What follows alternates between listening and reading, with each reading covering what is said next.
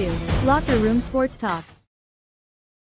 All right, welcome in, ladies and gentlemen, to college football bracket night on Big Talk Tuesday. If you're going to talk the talk, see if you can walk the walk. Whoever thinks they want to step up and give it a shot, we'll hit you with a link over there, and I'll send it to you, and you come on here and talk about your favorite football team. Tonight, we've got, of course, the college football bracket. It's going to be coming up here in about 40 minutes or so. We're kind of looking here on the side page right now. I got a little basketball going. Golly, last week, guys, y'all were on with me, man. That game went on. It went on and on and on. But we're going to talk about some high school games. I got to go through these 7 games, and we'll spend a little bit of time with them, kind of looking at those and picking those. Also, big news coming out of Auburn for their coaching staff. We'll break that down and get into that. Also, I have got Lane Kiffin's deal at LSU, and I am more than glad to put it on the screen, and we'll get up here and we'll talk about it. Now let's join us with our special guest, Northwest Georgia Scoreboard Show's finest. Burge, what is up? What is up? Lane Kiffin doesn't know what he's making, but you do. Yeah, I do know. I've got inside source track right here. Lane, I emailed this to Lane. So shout out Lane Kiffin. Let's see how this one works. That don't look too good. Let me go back to them where everybody can read it. Crap. I'm going to get it right in a minute. Hang on. There we go. Okay. You know the reveal show is on now, actually. It is? Yeah. No. Yeah, I got it up on the ESPN. Well, I'm watching ESPN. It's got A&M and that's ESPNU. Where the heck did it go? I just had it on there. I pulled up the ESPN app and it showed it. I was like, oh, I wonder if he knows that it's on right now.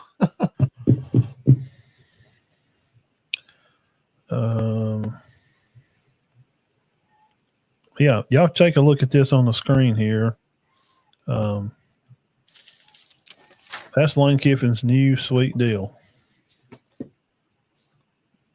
Yeah, Lane don't know what it is.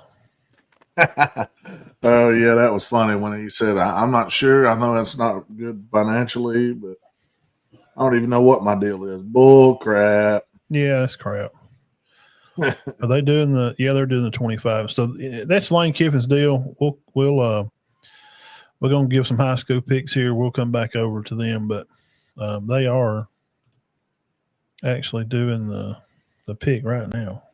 I'll write it all down and we can come back and check it out. Maybe we'll have a graphic unless you want to go to it. Yeah, y'all take a look at it there. Hey, while you're over here, everybody, y'all hit the like and subscribe.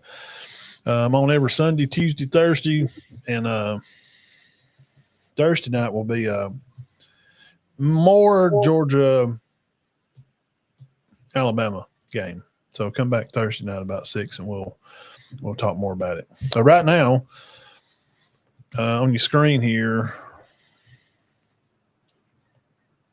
if I can get that to go away. Okay.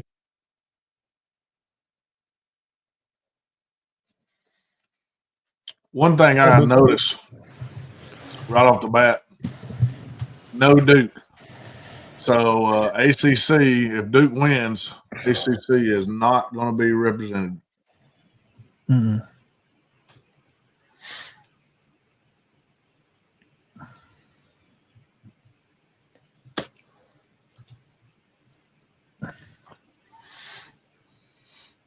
There are a couple doomsday scenarios for the ACC, for the SEC. Appreciate you, Seth. Like and subscribe to the channel. This is where you get all your news.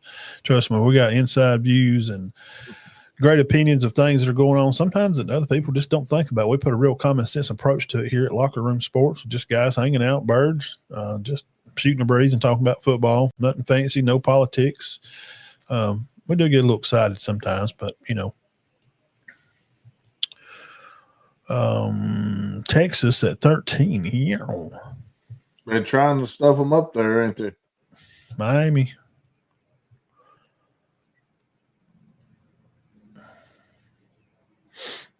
Miami looking in hot over there at numero 12. It matters not, though. I mean, there's not. I don't see a path for them to get in.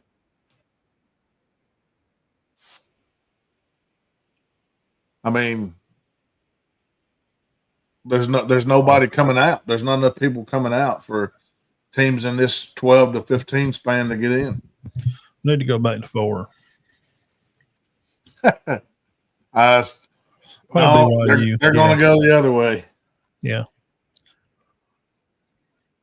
And I'm gonna have. I got plenty of opinion about this. I'm glad they started on time tonight, so we can talk about it. And we can get to some Alabama high school pick here. We'll go through the top 7 of those, and that won't take 10 minutes.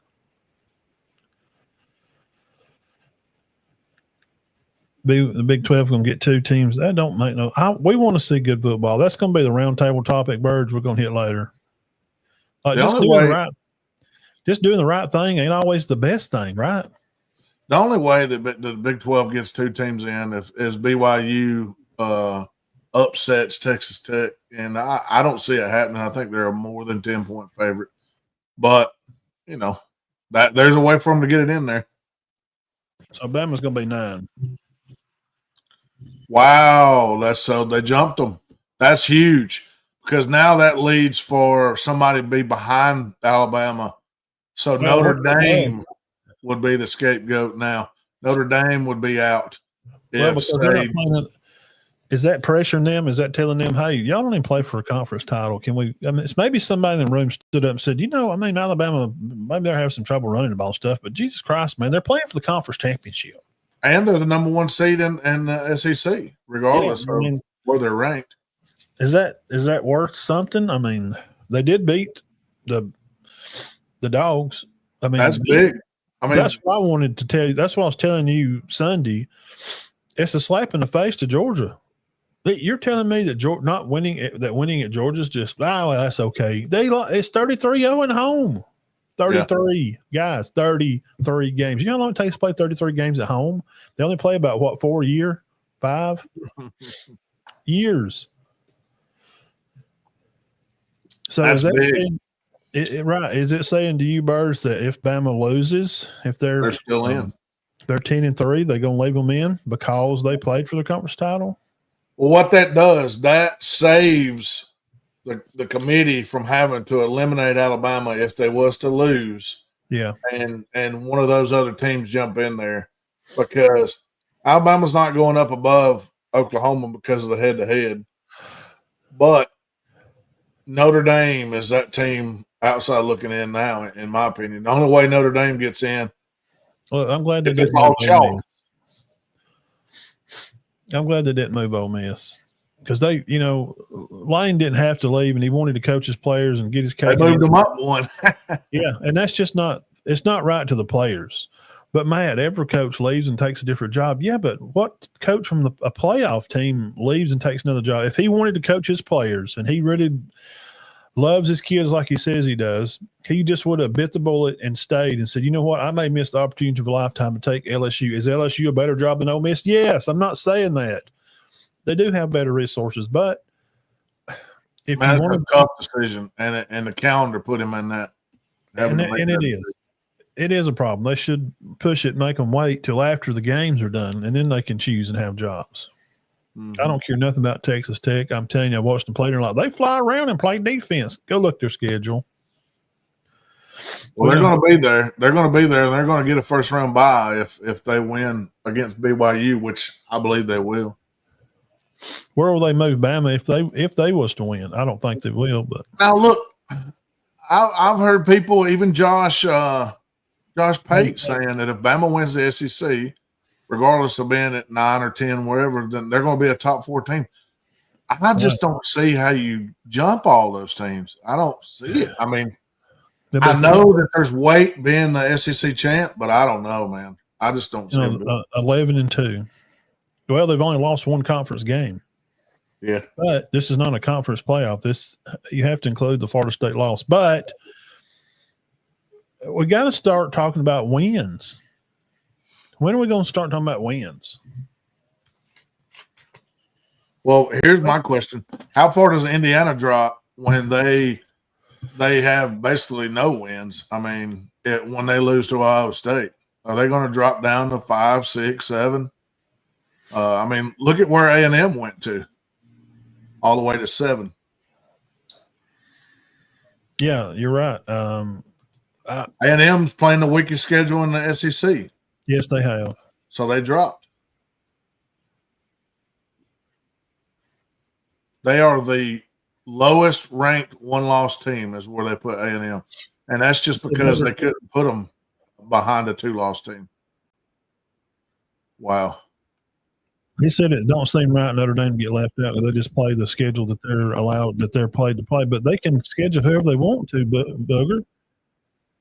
This is, to me, is a big part of it, Birds, is that thing right there next to the bottom. I value who you play. Strength of schedule. Strength of record is also important because that shows who you're beating. Who are they beating? When you look at these three compared to each other, I don't know if you're looking at the screen there. Yeah, I'm looking. Alabama 10-2, Notre Dame 10-2. I mean, there's no comparison. Alabama's way better on strength of schedule, strength of record, wins. I mean, name me a Notre Dame win. I got it on the screen right here. Let me see if I can double it, and we can put it on big because it's paused right here. Yeah. I mean, check this out. Strength of record that and I know you know what it means. Some people may not understand what that means, and if I'm wrong, tell me, Bird. It's the teams that you're playing, like the Bama schedule, the teams that they have beat. Who are they beating? What is their record?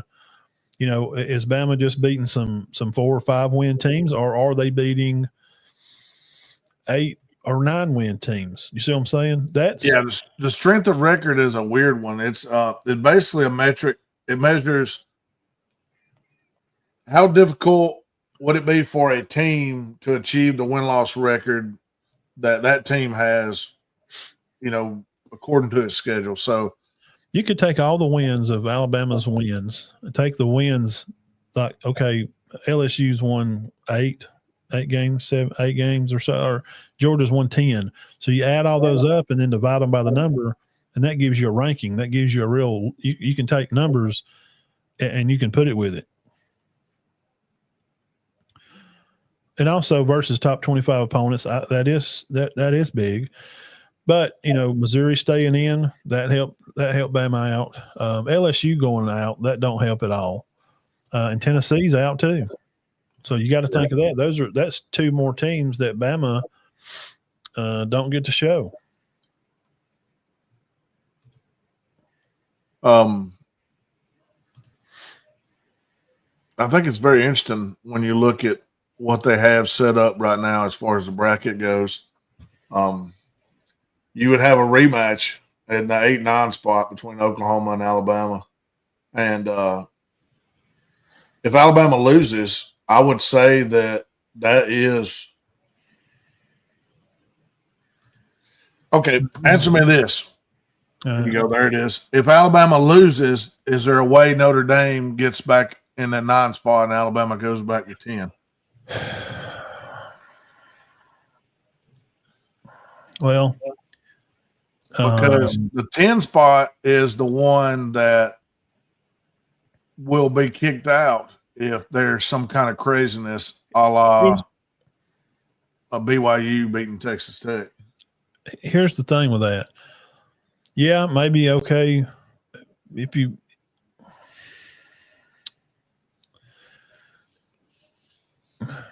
so do they swap Bama and Notre Dame if Bama's 10-3? I mean, I don't think they should. I don't think that you should move any because of the result of the conference championship, because it's an extra game that these other teams are not having to play.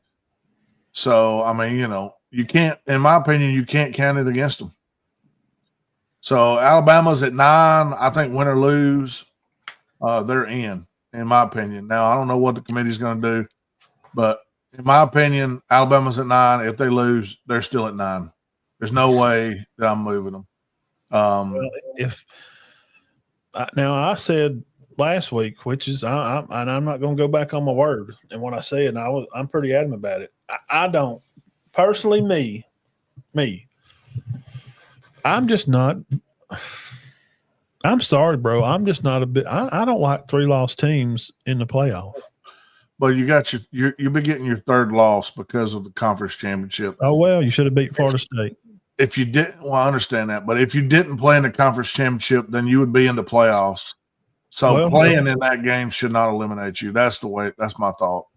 But if Texas wouldn't have scheduled number 1 team in the nation to start the year off with, they'd be in here too. But they did. And they lost. Yeah. Right. And the fumble is Bama shouldn't have lost to Oklahoma. They should have took care of the ball. They played bad.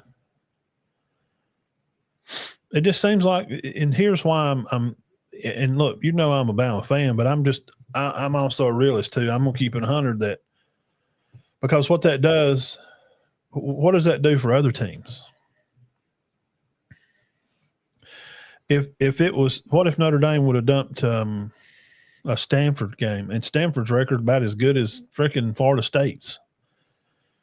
You see what I'm saying? Notre Dame's losses, it's who they lost to. That's what's keeping them floating above water. It's because who they lost to. They lost and to maybe that's why Alabama jumped them this week, because that A&M loss. Yes, certainly. If Texas A&M wins that game and they're playing against Alabama in the SEC championship game, I think Bama's still at 10 and Notre Dame's still at 9. I could go along with that.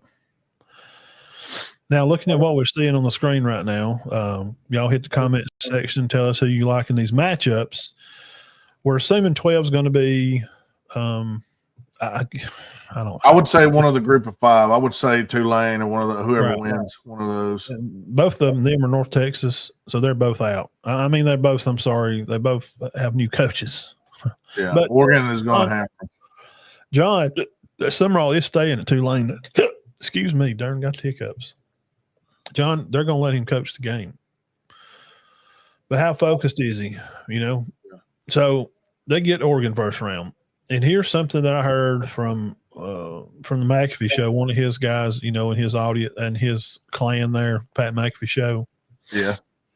He said, which I understand, I get it. And I was this way, and I still really am. We want to see good teams in this, and this could bring up that roundtable topic we wanted to get into. We'll do that after we kind of go through these. God dang, man, we want to see good matchups. Who wants to see Tulane drive all the way fly to Oregon and get thumped 66-3? Well, it's not a game. But Matt, we want the little guys to let them have their own conference. Let them go play their own championship. That's what me and Dean said like 2 years ago. Put them in their own bracket and let them play it, and let them have a group of 5 championship. Let them have a trophy. Let them have a title. Let them have a bracket, just like we got here. Make a title. Put teams in there and have a round robin. And let number 1 be by. Let 2 play 4 and 3 play 5, and let 1 have the bye week. If you finish 1 undefeated, you get a bye week. But they're not doing that. They want to try to be nice to everybody, and we can't. At some point, dude, it's just not. I don't know. Oregon's going to beat them, But there's a chance. Do you remember Boise State? Yes, I remember watching Boise State beat Oklahoma. I watched the game. I loved it. I thought it was great. Run the Statue of Liberty. Boom. They beat Oklahoma. The guy asked his girlfriend to marry him on the sideline. It was awesome. Yeah. Now, Alabama-Oklahoma rematch. Here's the thing with this. This is not how it's going to play out, though. No. Because but some say that Indiana is not going to fall after a loss. Well, I went through that in my head, and Jeff said that they would have to come out. I mean, are you going? Well, are they going to leave in a 12-1? Georgia wins, they'll be 12-1. Ohio State would be 13-0. Texas Tech would be 12-1 if they win too. So, you'll have a bunch of one-loss teams in the top four. If the top four teams win, well, they can't obviously. All four can't obviously win, but the top three here, Ohio State, Georgia, and Texas Tech all win. I think it's the same four, just mix up the order. I think it'd be Ohio State, Georgia, Texas Tech, and then Indiana at four. They'll swap Tech and Indiana. To me, that's what I would do. Probably. I don't know. I don't know. Would another win over – I mean, look at Texas Tech win over who are they playing? BYU. Yeah. I think a Georgia win over Alabama would hold more weight. I think Georgia would go to 2. Yeah, sure. Yeah, that'd be fine. Yeah, you could put them 2 and put Texas Tech at 3 and Indiana at 4. Right. That's where it'd lay out. Yeah. These are some rematches. It's Bama, Oklahoma. Then you got Notre Dame and Texas A&M. Which, if those were the games kicking off Saturday, oh gosh, man, wow, what a day! Yeah. I mean, who wouldn't want to see the Notre Dame A&M rematch down there? I mean, that would be huge. And then either one of those teams against Indiana to try to prove, make Bama go back out to Oklahoma, like they did last year, and see, hey, you lost at home, you lost out there. Oklahoma's your nemesis. Obviously, it's a rival. To me now, they are our storylines galore. It is our rival right now. To me, it's a rival. No knock on Georgia because Bama's just kind of beat them regularly, and they've beat Auburn 6 years in a row. Oklahoma's their nemesis. They keep beating them. Saban didn't beat them but once. Crazy. I know. And in this situation, Oregon and Ole Miss, you would imagine would be favored tremendously to move on to the second round. What about this? Oh, crap. I'm back. Let me back that up a minute. Oh, shoot, Heather. We don't. Now, where'd that go? The Duke thing? There it is. Well, there it was. I had it. There you go. I want to see what you're talking about here. What are they talking about here? A potential conference champions. Who would come in, say if Duke, who would be higher up? Would it be the JMU team getting the 12 seed, or would it be the ACC champ Duke if Duke won it? Strength of record. Those are – yeah. I'm not even going. I mean, who wants to see that? I'm saying like the old dude on McAfee show said, hell. I think it would be JMU because you've seen JMU in this top 25 here, and if they win, they're just going to move up a little. And Duke was nowhere to be found. So JMU, if Duke wins, the ACC is out. Miami has no chance getting in here. Nobody else has games that can lose. I mean, if we're sitting here saying Alabama is in, even if they lose, that's the lowest ranked team that's playing in a conference championship. Being said, what if Bama beats Georgia? Do they swap spots? Bird said that a while ago. I don't know. I don't know. Well, I don't think you can put Georgia back at 9 because that would be pulling them behind an Ole Miss team that they have a win over. And, that would be really penalizing them for playing in the SEC.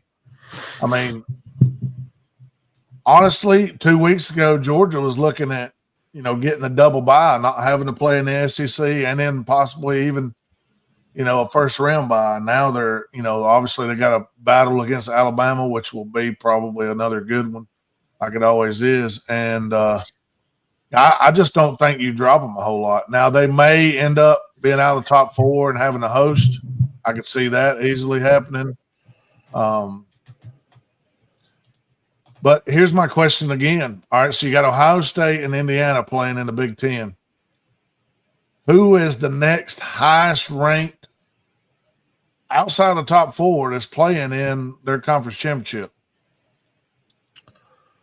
Nobody on this list. Wow. Ole Miss is not playing in the championship. Alabama would be 9. That would be the next highest. Because Oregon is not in their championship at 5. So do you put Oregon ahead of Georgia if they lose just because they played in their SEC championship? I don't think the committee does it. I think they leave them there. Do they move Alabama up? Yes. How far up? I mean, you would imagine they'd be above Georgia since they beat them twice if they do that. I would say Bama would go to 4 and Georgia would go to 5 maybe. And then you would end up seeing that rematch again. Now, Birds, we have a Georgia fan in the comments, and I love. Hey, look, what's the name of the show? This is Big Talk Tuesday.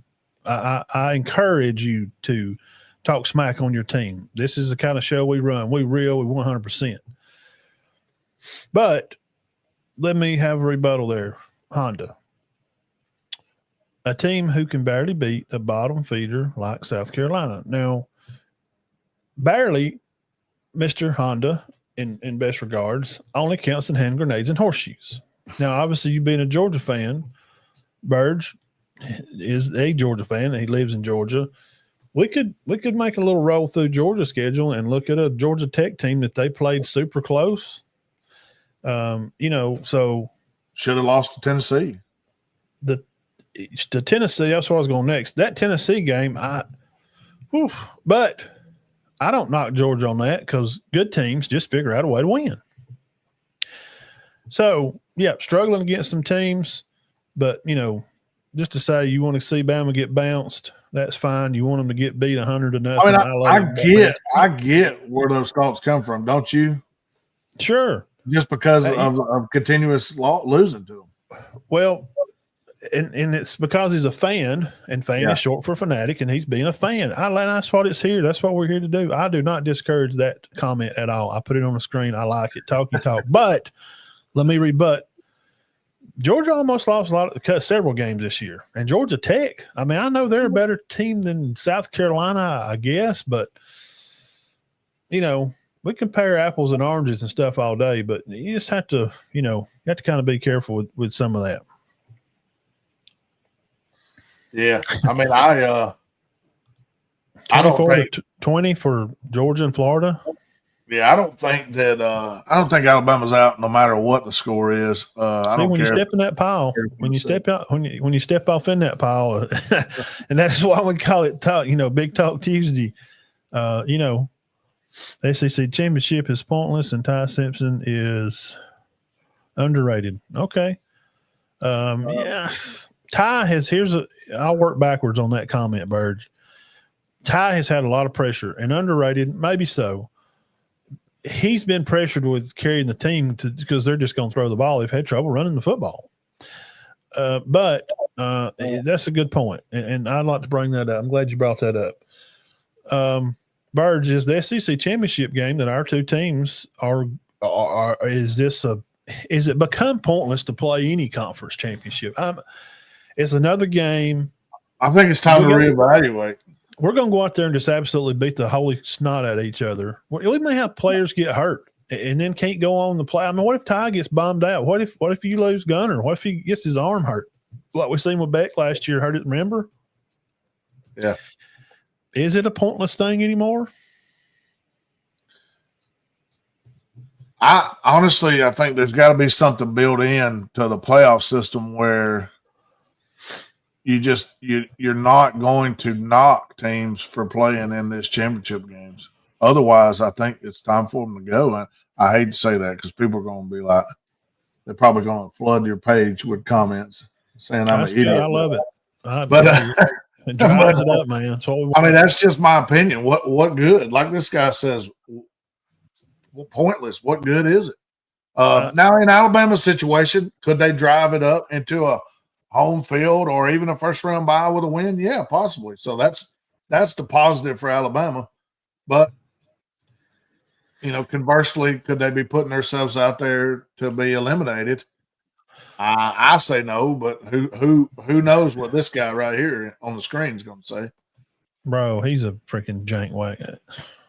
I just don't.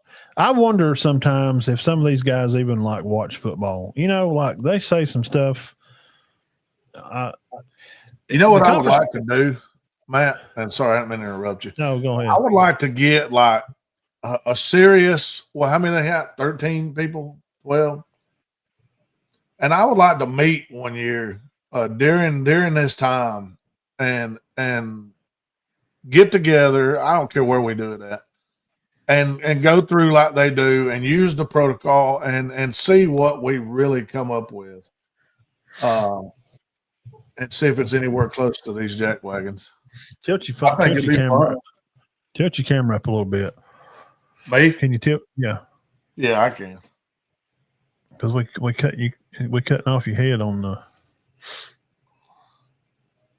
Yeah, that's gooder. Oh. But if you, there, to me now, I'm old though. I'm the old man sitting on the porch, screaming and it's raining. There has to be some value to the conference, and it's important to SEC. We all know the story. I watched it. You wasn't around yet, but it was a big deal because it really brought money, because it brought like a playoff atmosphere. It brought a playoff atmosphere to our conference that we hadn't. I mean, this is 92 when all this started, right? So, but now that we have the playoff, the rebuttal to that is just that.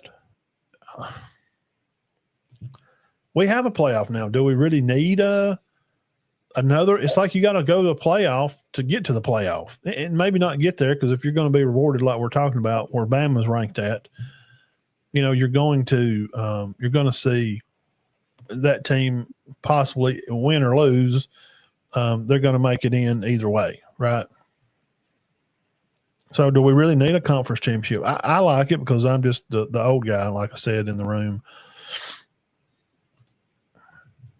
I mean, is it really? Look, I'm telling you, last week, not that we were hoping not to get in it. I mean, look, I'll be honest with you, 100%. As a Georgia fan that's lost to Alabama 1,000 times, we're sitting there saying we really could care less if we got in the SEC or not, because we're sitting pretty to at least get a first round bye. This is a Little Mo Run shirt. I like Little Mo. That's this place right there. Yeah, this is the Little Mo Run versus Rainsville Country Club shirt. But anyway, like I said, we're sitting there thinking, okay, we're okay not being in the SEC championship game. But 100% honesty, we're thinking if we do get in, we want Alabama again. Yeah. We're tired. I mean, we're just tired. You're ready to put it to bed. Yeah. I don't know if the players and coaches feel that way, but right. In my mind, I think they should. I think they should. They should be tired of hearing that stuff. It just keeps happening. So until you can shut it up, it's going to keep happening. I honestly, I wasn't afraid to see an Ole Miss and A&M game. I was thinking, man, if that plays out, that'll be awesome. Won't it? I mean, Georgia and Bama don't get to play in it. We're still both going to get in the playoffs. It looked like, I guess.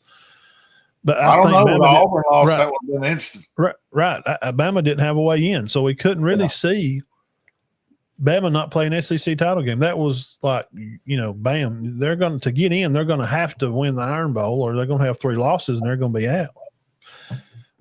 What's Mark saying? Mark says, let's just go for the Super Conference 11 FBS schedule, only be seeded for day 1. Get rid of the traditional conference. If not, a cupcake city is coming from everyone, and them early in the season Ohio State Texas matchups will stop happening. Yeah, I know. That's what I don't want to see. But week 4, before there's a game on TV worth watching. Yeah. I've been there, and why is Notre Dame in, bro? You know why. If you're watching this, you're a football fan. You already know why. Well, I mean, the committee says that they've been playing good football. The eye test says that Notre Dame is one of the 12 best teams. Even though their best thing on their resume is their losses.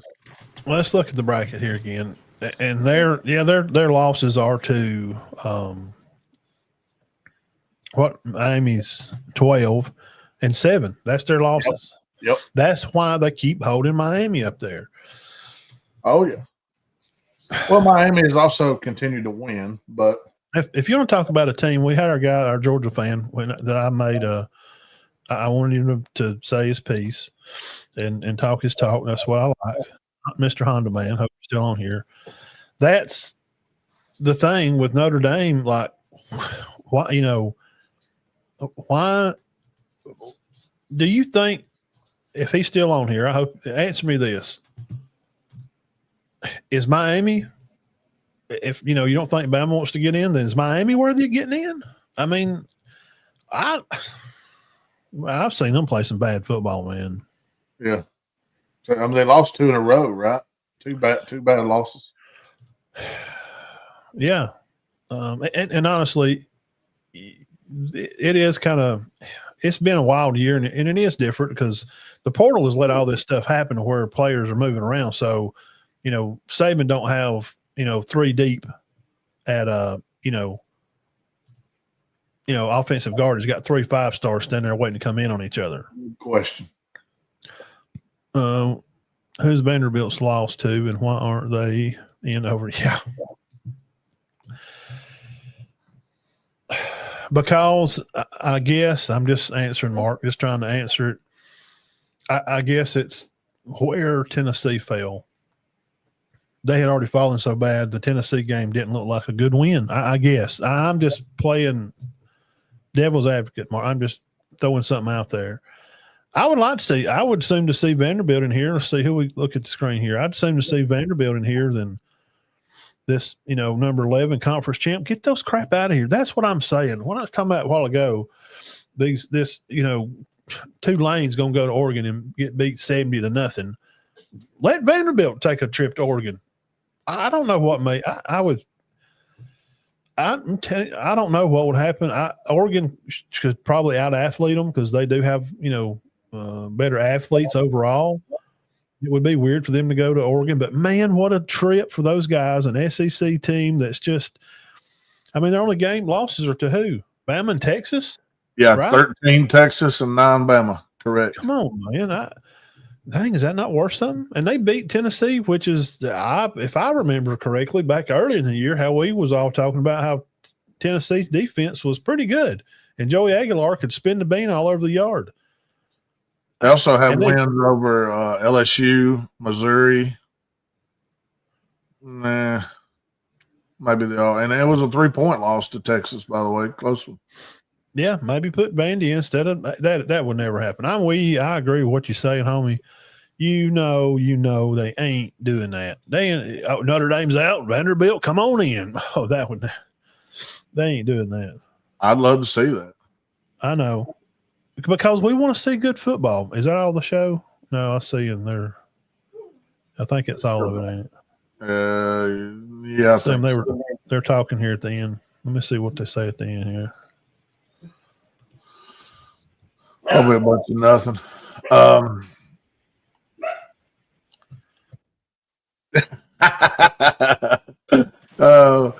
I see what you're saying, talking about wanting that another SEC team. Really, we're not. I'm not looking at Vandy thinking get another SEC team in. I'm looking at Vandy thinking, is this team not worthy of being in conversation? I don't know. Maybe they don't have the wins, but what wins does Notre Dame have? None. USC. Yeah, and USC is ranked, and they've continued to be. That's what they're talking about now. Like, where does Georgia go? Where does Bama go if they beat Georgia? They going to jump them to 4? Reese is saying they'll probably put Georgia at 5 or 6. That's what I was thinking, 5 or 6. I don't disagree with that.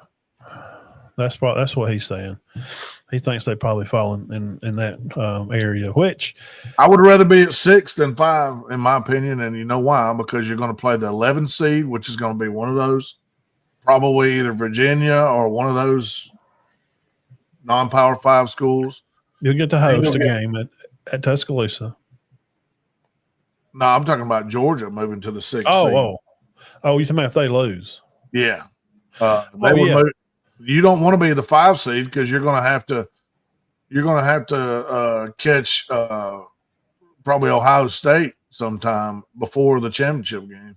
Of course, you got to play them eventually, but I'd rather face the 11 seed and then the 3 seed, over the other path. But the bottom half of the bracket just seems like it would be, especially the way it's set up now. Would be better. 5 SEC teams can make the playoffs for real, but we would all kind of like to see Vandy.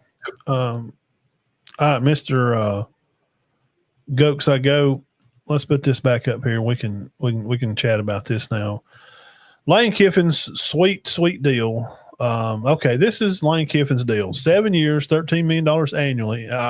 He don't know how much he makes, but I do. And now you people do too. So y'all can email, text, tag Lane Kiffin on this post. Take a screenshot, tag Lane Kiffin, and send this to him, please. Locker Room Sports. I'm at Big Matt 1977. That's 2 G's. 7 years, $13 million, a buyout of 80% of his remaining salary. All right, $1 million bonus for SEC title game victory, national title, $3 million bonus, plus become the highest paid coach in college football. So he's going to pass Kirby if he wins a natty. And he's going to get another smooth $1 million if Ole Miss wins the title this year.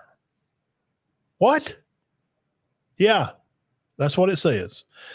Also, they're going to pay off his house in Oxford. Whatever he owed another. I heard it was under $300,000. What it was owed on his house, it's like $325,000. They're going to pay that off. He owes money. Are you serious?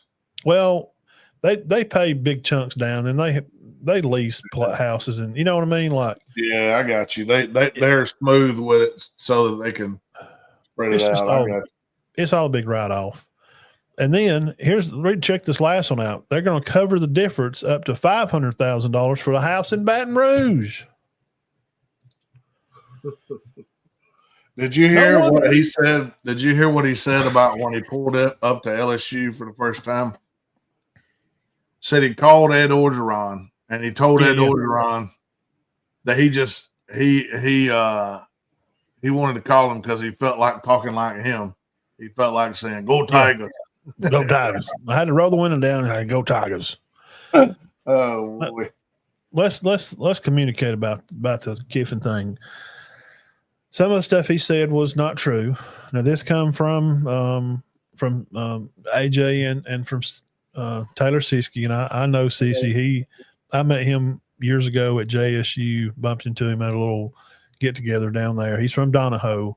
He coached high school ball. He was McCarron's quarterback coach. The man, he's my age. He's a few months. I think I'm a few months older than him, or vice versa. He's a good play caller, good coach. I like Siski. He's kind of like us. He just says it like it is. I think he still needs to be coaching. I tell him when he's on his podcast, I tell him all the time he needs to coach. I was like, put in for Cedar Bluff job if it comes open or something, and he just laughed and he's like, "Oh, Cedar Bluff representing in the house," and because he played down here, played against us a little, and just saying that to make context that he's a pretty normal guy. And when those kind of people are saying crap like, nobody tried to run him off the road, and when he left, the AD didn't let him come into the meeting with the players, so he's like, I kind of got he didn't get to talk to the players. Well, that was why. You can't have your cake and eat it too. You can't say these are my kids and then you're going to go out here and mess all this up. Don't take the job if you want to coach them. That's the number one thing. But we seen on, which y'all can find this, and some of y'all may have done seen clips, when they named Golden to be the head coach, he got a standing ovation. He is one of them. They like him. And McCarron said that police people don't forget that this is not like Lane and Charlie Weiss Jr. is on people that know how to call football plays. And Siski said, "Bro, I would just watch a miss play." And he said he named out their first 5 plays. He told them, he said exactly what they run this, they run the XY across, they run a bootleg lateral across the front. He called off every play they ran.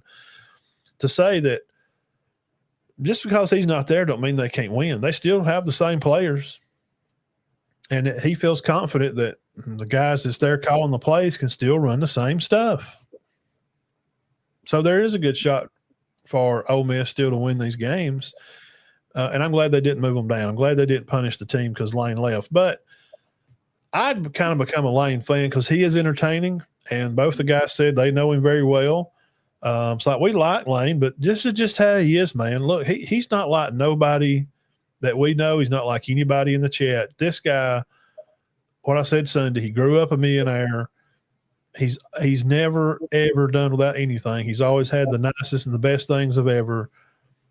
I mean, his daddy's Monty Kiffin, the guy invented the Tampa 2 defense. He's a brain, but he grew up in that style. So his way of doing things is just a little different than everybody's. So when a job opportunity proposes itself, Burge, you've been at your place where you've been at now for how long? 10 years? 12. 12 years. Mm-hmm. If there's a place that does kind of the same product that you have, they're just a little bit bigger, better company. They're more nationally known, and your commodity that you produce there at your plant. And they're like, well, they're going to offer you all this new cut deal. It's hard not to take the job. And it's not just like they're going to prepare you to say, Birds are going to offer you a job. It's like, we're offering you a job and you got to let us know in 3 days or we're moving on. It's a window that he had to take. He had to take the job as it was open, because if he didn't and he did what I would have done, I would have stayed and wanted to coach the kids and just see what happens. And if LSU job gets gobbled up by somebody, hey, then I've probably missed out on things in life because I've done stuff like that. I would just stayed, and I want to see where I could carry this team. If we went out first round and LSU filled the job, oh well. It's just what meant to be, and my heart can be happy with knowing that I give it a shot with the team that I built in Oxford, Mississippi. That's just me. But he decided against it, and it's not a big deal of a coach leaving, because all coaches leave and take other jobs. It's because this team's in the playoff. And, of course, we know their fan base is going to be pissed, and he said, I understand y'all being mad. I get it. I don't think you want to play them right now. I just couldn't walk out. Hang on a second. Let me turn this. Yeah, I don't think I could. I don't know, man. It's terrible that he had to be put in that position. And I watched Kirby Smart talk on it today, and he said, he had nothing. What other choice? If he wanted to go, he had to go now. I mean, he had no choice to wait and then still be able to go later. Right. And when he said that sucks, he really meant that. I agree with it. It sucks. It does suck. And that's what Saban said. That's because of the calendar. We need to fix this. It's just there's got to be a better way to do it. And I think you do away with the spring ball. I think you set everything, you line everything up to do with fall. So after the spring is over with, that's the end of the semester, correct? Yes. So there are summer semesters, but you can take but yeah. So I think it should be more like the NFL's model. I think they should have like an OTA style camp before the season starts, maybe a month before, whatever, and then start into the season. And don't have any of this transferring until after all of it is done, until the championship game's played. I don't care if you start the Monday following. I could care less. That's fine. But how can you put these guys in the position that they put him in? I know they get paid millions of money to do it, but I mean, he literally had, if he was going on, he had to go, and he had to forsake all those kids, and even the coaches. I mean, the coaches either it's like, okay, you coming now or yeah. Well, also you got to look at it from LSU standpoint. Like, we can't let him go and coach this playoff game.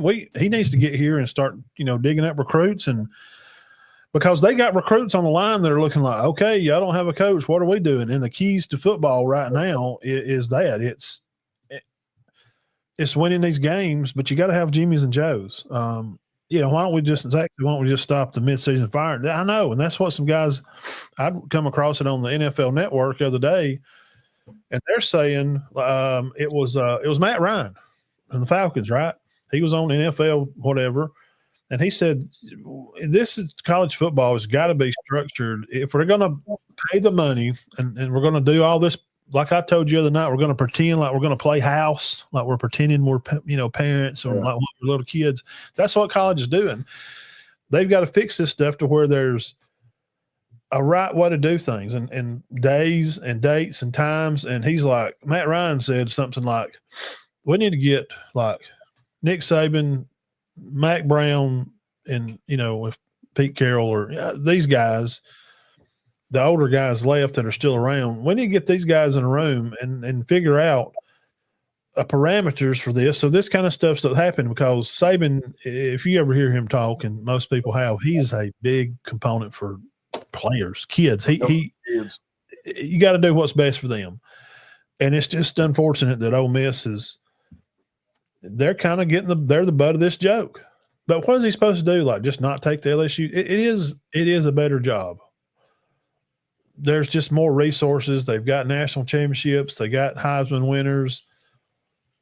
And we have to understand this too. We're looking at it from a fan's perspective. We have never, ever even come to the likes of understanding to be a head coach of a major university. Yeah. We're thinking of like from a video game standpoint, like, well, I would stay with my team and, just take them to playoffs. That's what I'm saying right now. But if I was in his shoes, bro, it would just be hard for me to leave those guys. But who am I? I mean,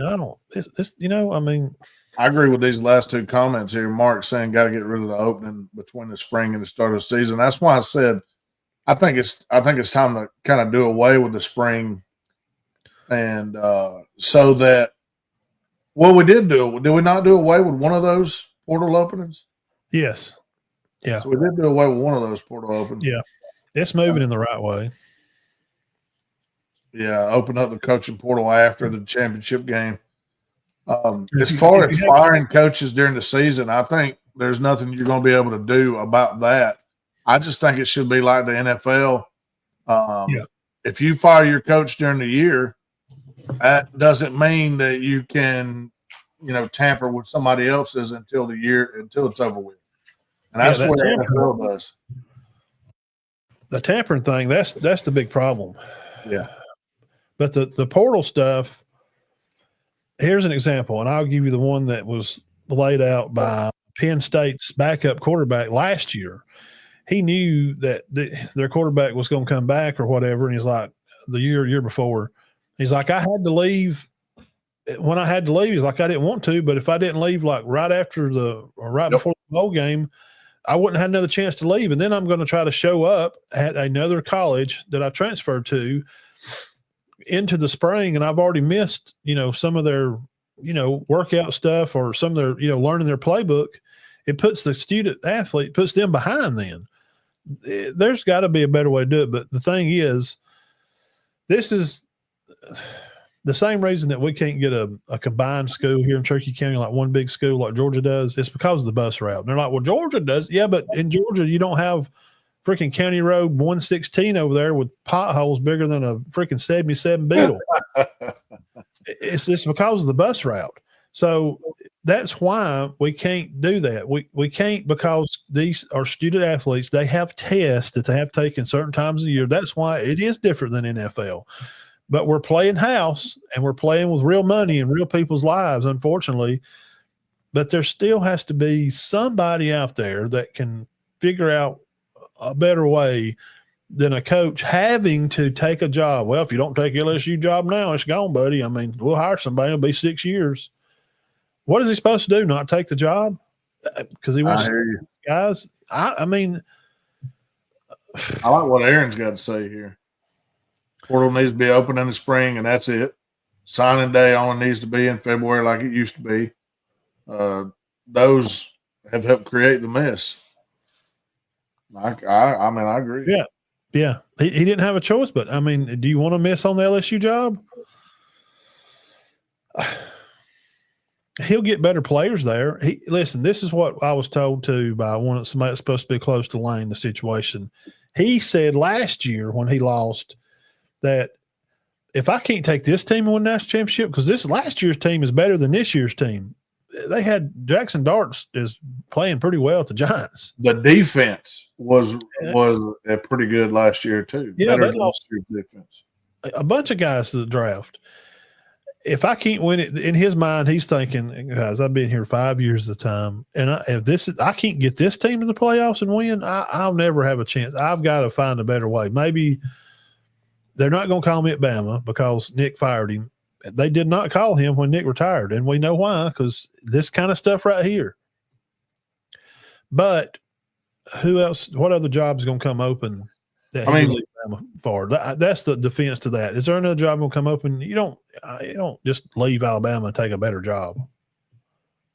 I think he's going to be successful at LSU. I don't know about immediately. Of course, it could be immediately because he's got some folks there already, and he's got talent already, and he's going to be wild in the portal. He's going to be able to get, and I guarantee you, tomorrow is going to be wild for a lot of teams with the amount of decommits and commits and people going here and there. And I'm still waiting to see, what's going to happen with a lot of people. I mean, I seen Jared Curtis just 10 minutes ago put out a letter saying that he has now officially committed to Vanderbilt, or he will be committing to Vanderbilt, but he did not like how it went earlier because he had not spoken to either coach at the point where somebody put that out earlier.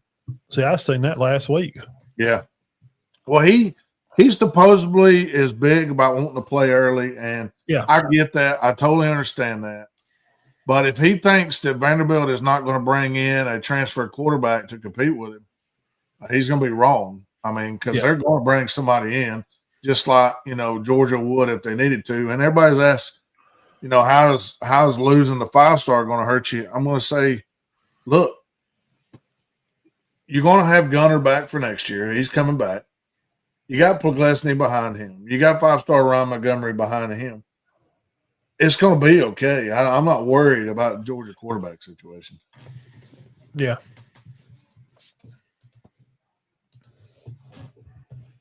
It's just the way it's just the kind of way that it is right now. Right here. Well, I mean, I don't.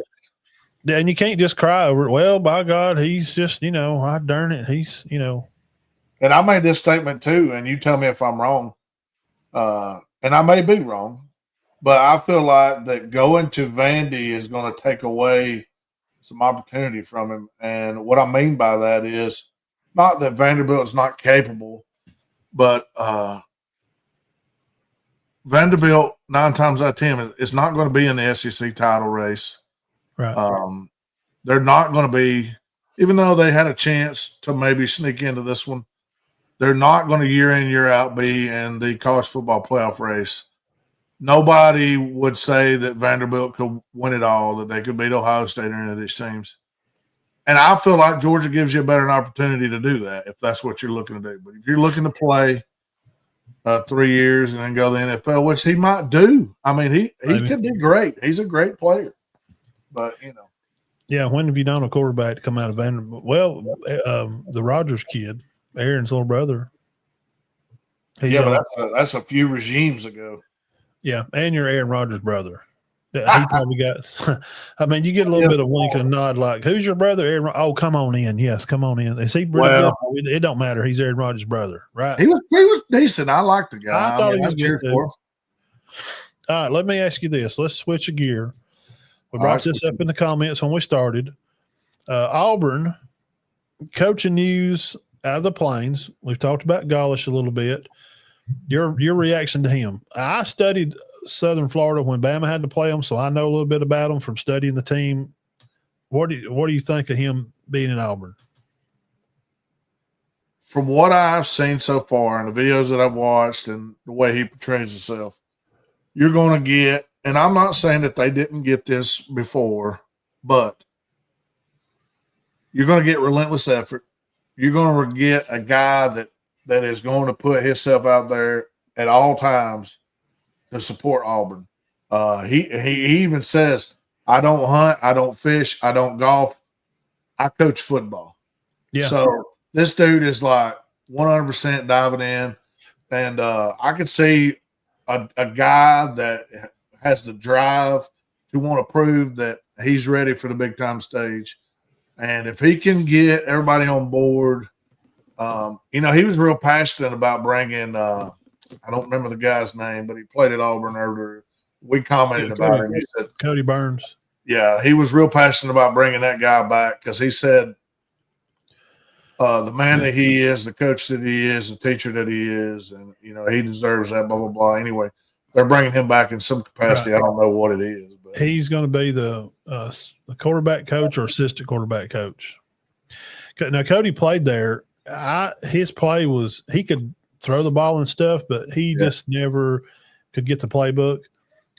He's grown a lot now. That's been years. That's been 10 years ago. So the good news is for Auburn is they broke news earlier today that Gullish is keeping Durkin as the defensive coordinator. And that is big, if you ask me, because these D guys, I mean, he's getting pretty good, especially the D line, front seven is not terrible at Auburn. They can get after you. And I think it'll just continue. Now they've got to do something about the recruiting coming in, because right now we talked about it. What were they, like 30 or 40? Yeah. Well, I'm fixing to look into recruiting because today. The rest of the week from tomorrow and all is all literally signing day. Correct. Gullish said his wife she's like a semi-pro golfer, and his daughter, one of his daughters, play or something. But he's like me. Nope, I'm out. I suck. I ain't no good at them. He said he come here to chew bubble gum and kick ass, and he's all out of bubble gum. And look, my thoughts about him in studying his offense, Ashton Daniels or Deuce Knight are going to be fine and fit perfectly for the kind of offense that he wants to run there with them. I think he'll be a good fit. Number two, what you said just cleans it up. Somebody wants to get in there and work, and Freeze could recruit, but he wouldn't sold out in the offensive play calling. He wasn't even in the offensive meetings. But Bo Wallace said on the Barn that he was that way at Ole Miss. But this ain't 2008. It's a completely different game now. A lot of coaches don't even call their own plays. The board don't call plays. Kirby's not over there calling plays. They have input on things like Kirby has input with the defense, and you can see him whistling or moving guys around defense, and the board may go out on the field, and when they call timeout, he'll talk to Ty type stuff or what they're seeing. But overall, it's different. So with him there and how he likes to coach ball and how he likes to run the QB, and they're going to push the ball up the field. And with Durkin there's nothing left to say. I mean, you've already seen the product on the field. They're a top five. But who are they going to – Atkins is supposedly coming back, and that'll help. They could be top 5 or top 10 defense walking back in the SEC next year. Just have a guy that wants to freaking show up and go to work. That's it. I mean, it's not – just show up and do your darn job, man. You make millions of dollars, and he seems, like you said again, hungry. Freeze has been there. Freeze has done it. He's been a part of the SEC. He's won some games. This guy seems like he really wants to be there. Now, Alabama fans are saying that they done went and hired a commie, and it's just anti-American, and it's just terrible. But, I'm just kidding, really. So him being there, I think it's a good move. Now, what we just talked about, Auburn's moved down to 79. That's not good, man. Let's go over here and look at some recruiting. No, we don't want to see DoorDash. Top recruits in the land as of right now. We'll buzz through these real quick, and then we'll pull up the top teams and where they're at. Top players, Lamar Brown. He is a big-time athlete. He looked to me like a defensive end kind of play, like a Lonzie Pierre type guy at Bama. That's what he looked like. He was with Kiffin. When you seen Kiffin come to LSU and do this, wave his hands up in there, this is the guy that was with him. He's the number one cat in the land. 5-star state, nation, position. He's got it. He's from, guess where? From Ernville, Louisiana. What are you looking at now? You're looking at the top recruits? Yeah. This guy here is a dude, and he was there with Lane when he announced. So number 2 guy is a commit to. Oh, okay. You're on Rivals. I'm on 247. Right. Sorry. He's a commit to Miami. Jared Curtis, which we just talked about, Birds brought that up. $1.8 million NIL value, which now I'm going to say this without getting too far in the bushes, and I can talk more about it on a different show, maybe Thursday. There's no such thing as NIL. That died July 1st this year, okay? There is a collective that you put into that is handled by called NIL Go, and all the money, anything over $500 has to be approved.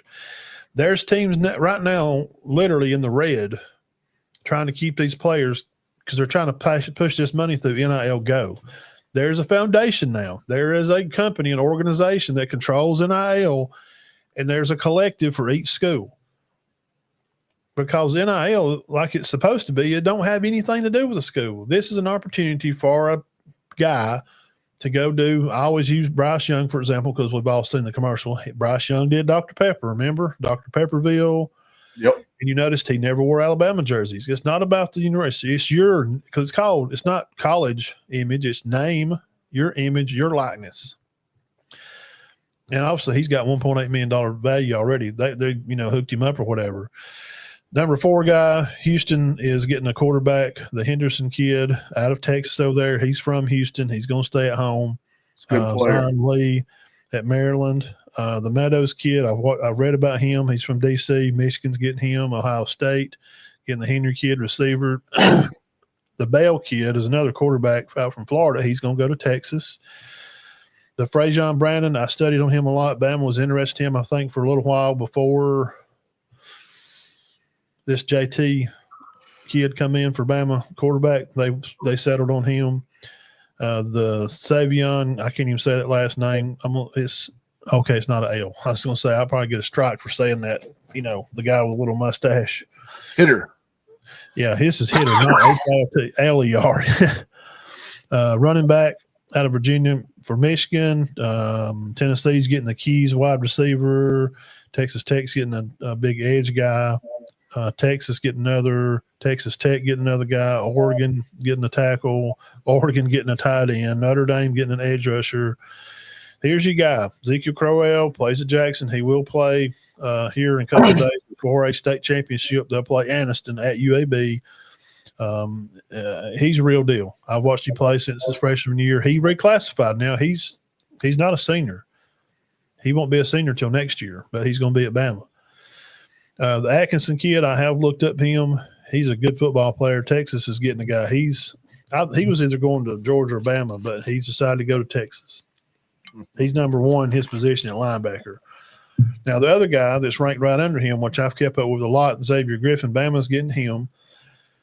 He's a top 20. And then this Jair Edwards guy, he bumped up to a 5-star back earlier in the year. He's a top safety. This guy, I've watched film on him. He plays up at St. Francis. He can play football. He's going to be a good athlete for Womack at Bama for the defense. Oregon gets another guy. LSU gets a D lineman.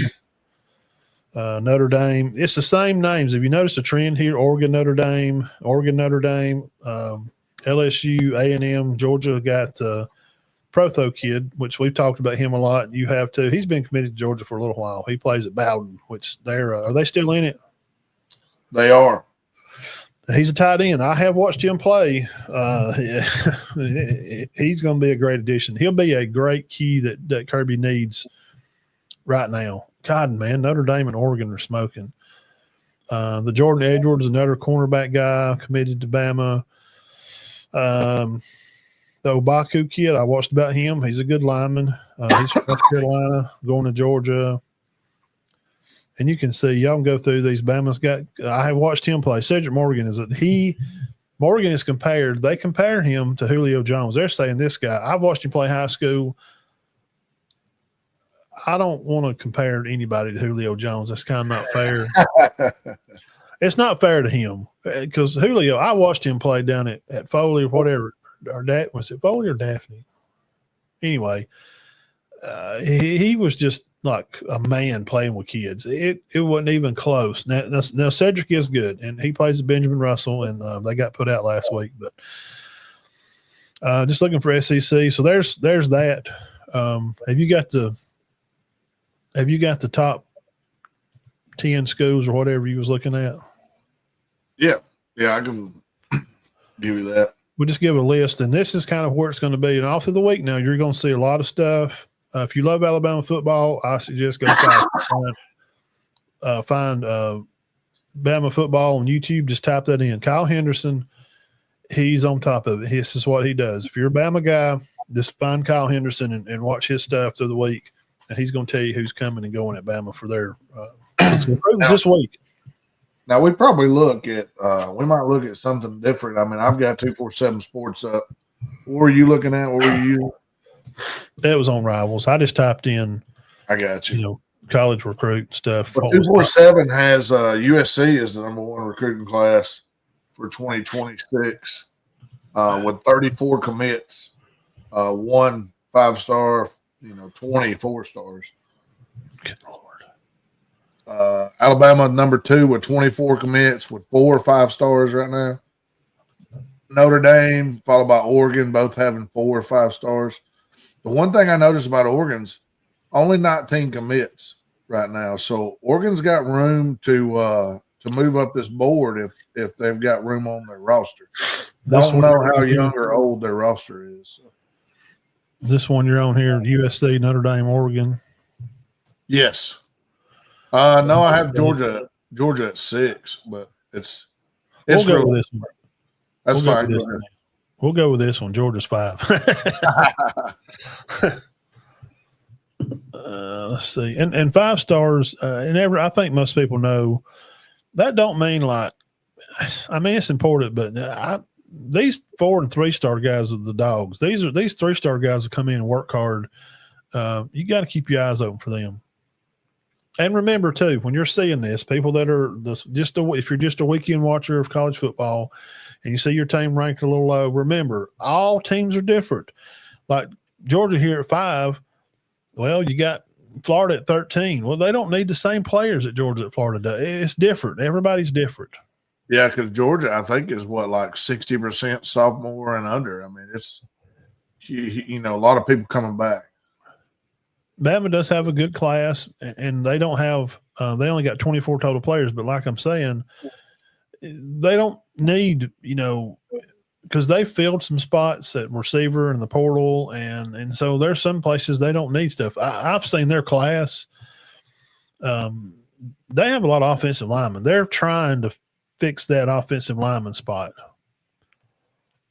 This is some of their guys, which we done went through all these, but y'all go on there and some of these and look through some of them. I'm looking for some guys I know. Chris Booker, I do know him. He's from Atlanta. He's a football player. This Finch guy, most of us Bama people, I don't know why they got him kind of overall as a 3. I think he's better than that. But, I mean, I don't what I know. See if I knew any of these guys. The Fretwell kid is talked about. Bear Fretwell. He's from where would he be playing at? Southeastern Bullock. Where the heck is that at? Southeast Bullock. It's in Brooklet, Georgia. Yeah. Is that anywhere south or? Yeah, I think it's just south of Atlanta. I've heard of that, but I've never been there. And here's one of the last ones here. Zay Hall. I think he's a good football player too. And then also the Gibson kid from Gadsden City. Guys, he's not decommitted from Bama. His mama come on his Twitter and said it's not true. The guy from On 3 come back on and said he got bad information. He contacted him, and he is committed to Georgia. And that guy can roll. He can fly. I watched him live against one of those teams in the playoffs. I went down there and watched. Oh, go ahead. Yeah, I was trying to think who they played. May Jemison. No, that wasn't the name that week. It's like Jackson or something. I don't remember. Now, Protho is the guy we've talked about him these first three. Burge, tell us about some of these guys here. What about Caden Harris? Big guy from Brownsville, Tennessee, plays at Haywood. That's a big time school. What is Harris going to bring to the table? Oh, you talking about on Georgia's? Yeah. How far down? He's a corner. He's from Brownsville, Tennessee. Yeah, he's a little undersized, but he's quick and he's got good ball skills, from what I understand. Not that I'm not excited about Caden Harris, but I'm really excited about Justice Fitzpatrick because it's in the ability to play football is big with him. That's a kinfolk of Minka. So he plays at St. Thomas Aquinas, which is one of the best brand, and he looks. I mean, look at this profile picture. He looks like a football player. I mean, yeah. There's a few others too. Kamari Brooks from North Oconee, a big 6'4", 235 end, and there's a wide receiver that I'm fired up about from Cartersville that can absolutely motor. Brady Marchese. He could fill that McConkey type role. Take a screen to the house. I really like him. And I know who you probably heard the name Jay Lamar. Man, I watched him a couple weeks ago in the playoffs. Extremely good balance, runs physical, and can move at 5'11", 205. He'll be big for Georgia in the coming years.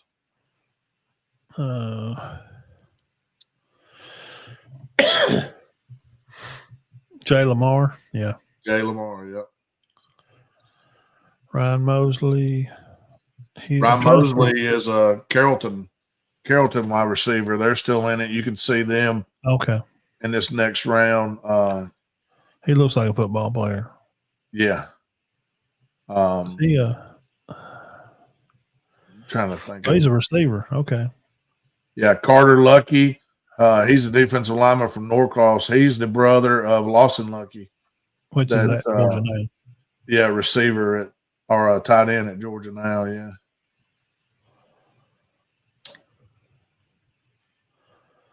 This dude looks like he could just if he don't beat you in a football game, this guy right here, Elliot Littlejohn, may just beat your tail all over the 6'1", 215. Yeah, I don't know much about him from West Charlotte now. These Georgia kids. He looks like he bench about 405. These Georgia kids, I've seen a good bit out of them, and even some out of IMG because you see. Oh yeah. Another wide receiver to look out for, Craig Dandridge. Man, he can really get it and go. He reminds me of the guy from USC that transferred into Georgia. That's leading receiver right now. So, LSU has got number 11 class right now. Michigan, Georgia, and I look for that to improve tomorrow. Florida 13, Florida State, Oklahoma 15, Dabo fighting Sweeney's at 16.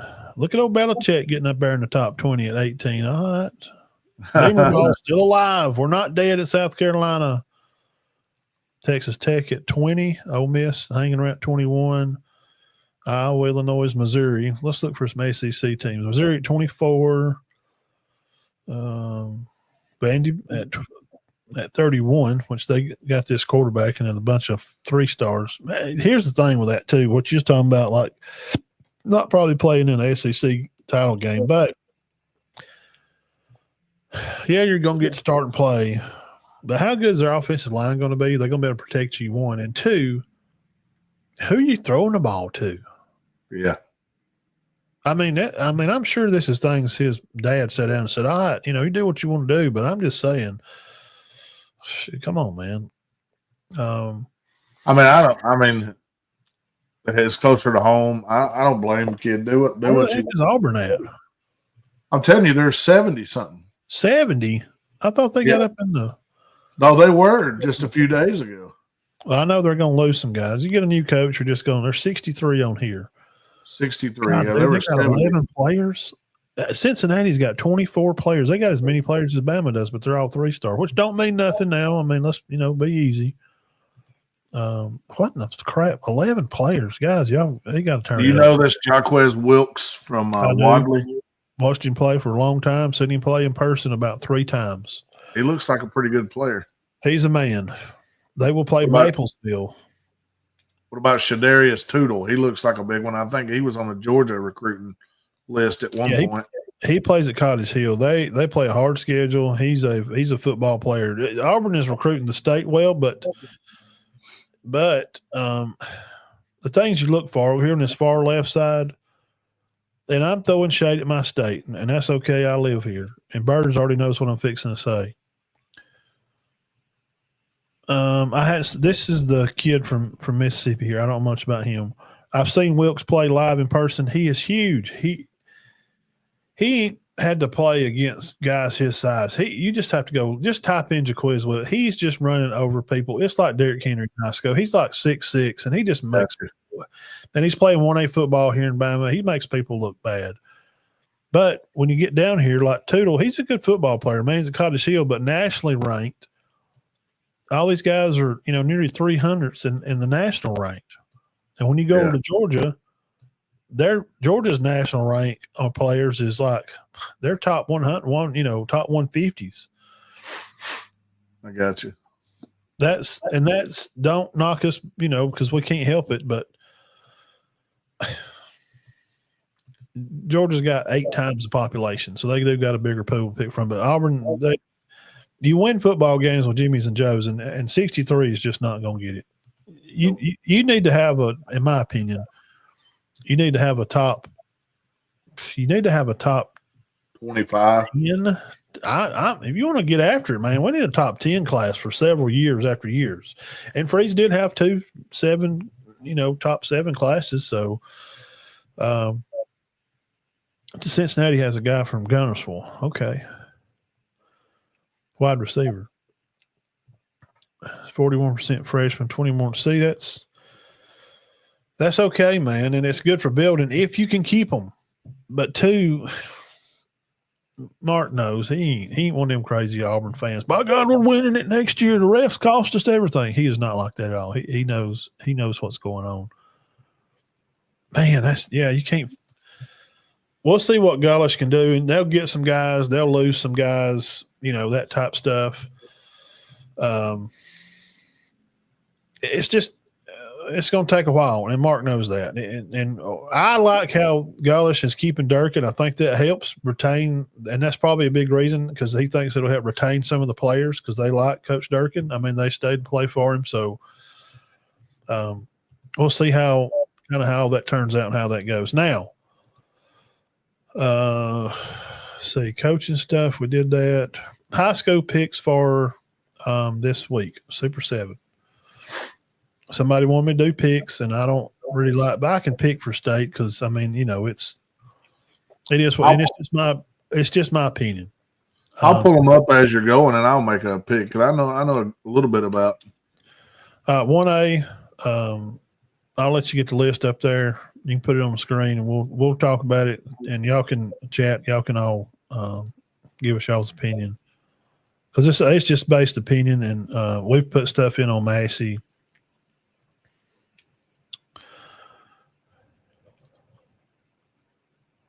Oh, they're in the title games now, huh? Yes, we play this week. We'll play Wednesday, Thursday, Friday. Okay. At UAB. Games will start at 11. On where'd my thing go? There it is. It'll start Thursday at 11 o'clock. Will be 3A in that order. 1A is going to be Maplesville and Wadley, and we just seen Wilkes. We was talking about him. He's at Wadley. Maplesville has got a sophomore, 10th grader that looks like he's 24 years old and can walk on and play at Georgia, Auburn, and Bama. He would be in the rotation. This guy is McCray, MCCARAY, McCray. McCray. I've shared some of his stuff before because shout out Dexter Talbert. He does a lot of recruiting stuff. If you're looking for recruiting stuff where you're a person, you know, somebody's looking to have somebody help you get into recruiting, get into college, Dexter Talbert. He is a super, super great guy. He will point you in the right direction. He's going to be honest now. Now, don't be mad when he tells you, I don't think your kid can make it. He's going to tell you the truth. He shared some video of McCray in this Maplesville bunch. This kid can go. This is going to be it's kind of like trying to think of it's going to be like Bo Jackson versus Derrick Henry. I swear this is what it's going to be like. We're talking about two of the best backs in the state. Wadley just won it last year, yes. The moment's not going to be too big for them. I kind of want to lean with them because they're my North guys. But this Maplesville crew, they got three other backs. There's like a Wynn and I think a Hall. And Wadley don't have just one guy. They got some other guys that can run the ball too. But as a program, Maplesville has been. I mean, that's who beat Cedar Bluff last time we went. They had a little tailback that wound up playing at Troy, played DB.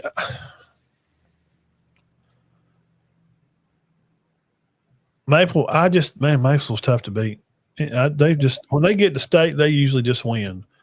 I kind of would lean Maplesville, but I want my guys up here to win, so I'm pulling for Wadley. 2A, Coosa Christian, Lynette. Lynette is another one of those teams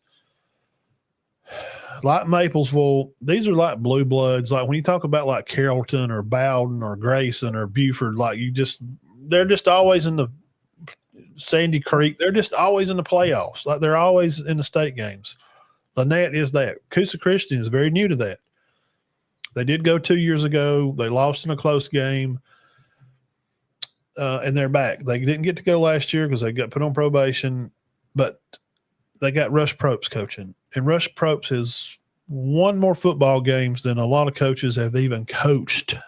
This is Rush Propst from two-a-days back in the day at Hoover. Same coach. We had him on the show. You can go back and find his interview with us. Just type in Rush Propst and it'll come up.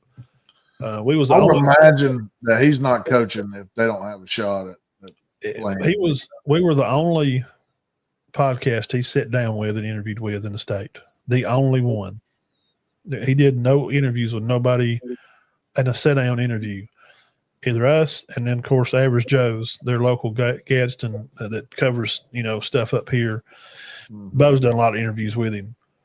But at the time, his name was just not real popular. And I didn't bring up nothing that had happened to him over in Georgia. He was at where was he at Colquitt?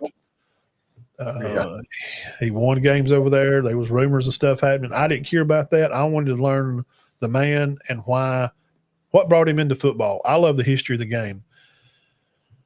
It's hard to think that they wouldn't go down there if they didn't have a shot, like you said. But Lynette, man, they're big up front. They run the ball. They got a good quarterback, but so does Coosa. Kerryon Johnson at Coosa. Caden is in the 5th grade.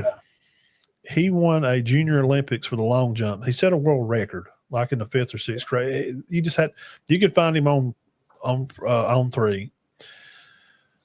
He's a 4-star tailback at Coosa, and he's one of them. He grew up right there.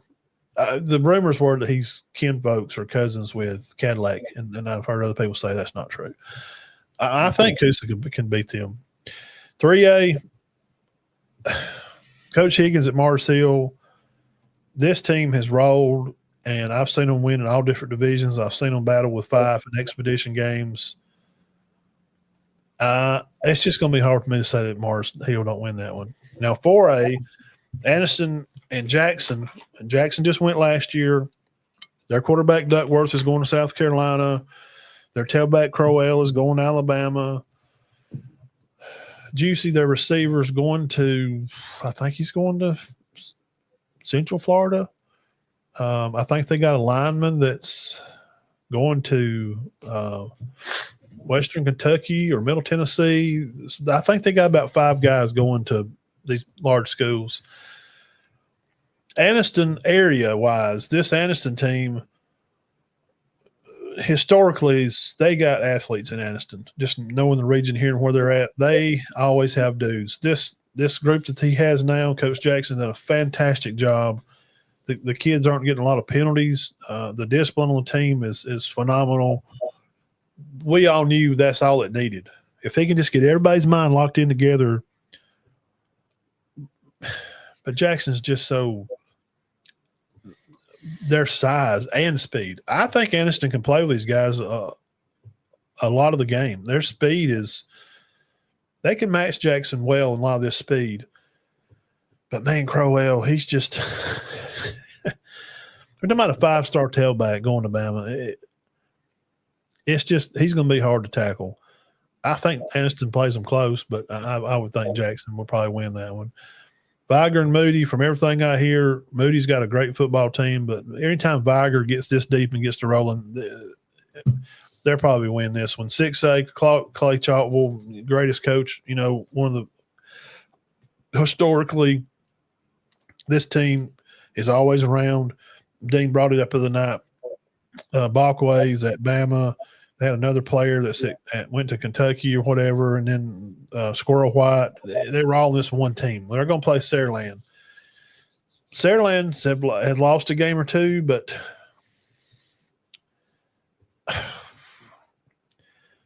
Saraland is both these are big football teams over here in Alabama. Now this team is probably about big as a 4A in Georgia. I'd like to see Clay Chalkwell get them one. And then Thompson, Opelika. Thompson, everybody knows who Thompson is. I ain't even got to tell nobody. Even from Georgia. I mean, even Georgia people know who Thompson is. Seaborn, great, big name. He got approached from Georgia to make a card of high school football players. They offered him $1 million, and he decided to stay at home. Opelika's been through a little bit this season. They have had a loss or two. And I know that area down there, there's some players down there. And they did beat Auburn High School this year. That kind of surprised me a little bit. Seaborn won a freaking state championship as a darn freshman. I mean, good gracious, man. I mean, how much more experience does a guy need? I'd kind of think Thompson would win that one.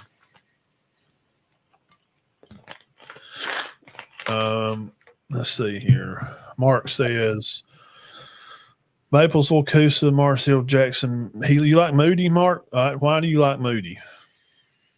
I've watched them play. They got a guy going to a defensive end going to Tennessee. They're a good team. I wouldn't be surprised. If Moody won, I wouldn't be like, holy crap, just to see what happened. But Viger, man, have you ever seen Viger play, Mark? Their band is, and I know that shouldn't weigh in on the football game. Man, they can get down. I mean, they're kind of like, what was that team we watched? Troop. Burgeono's Troop. Mm-hmm. Their band. Wow. I could just go watch the band play, and I'm not even a band guy. They're just freaking good. Yeah, Anniston and Jackson, the speed Anniston, I think they can play with them, man. But, man, some kids, man, these are kids. These are not men like college. And I've seen this with my own two eyes. I've seen it when Cherokee County went and played Andalusia. It's like you're just looking around. They were at Auburn, man. They're like on the field, and like you're used to playing your little high school football game at your little field, and it's packed out. And then you go to Auburn or Alabama or UAB, and it's so big, man. And all your crowd is there, and it's like just one little bubble right in the middle of the stadium. There's just like levels and levels of seats and this big old huge jumbotrons. And I hope Coach Jackson can get them guys locked in and focused to play Jackson a good game. But when they show up and walk out on the field, man, this Jackson team, they're big and they're fast.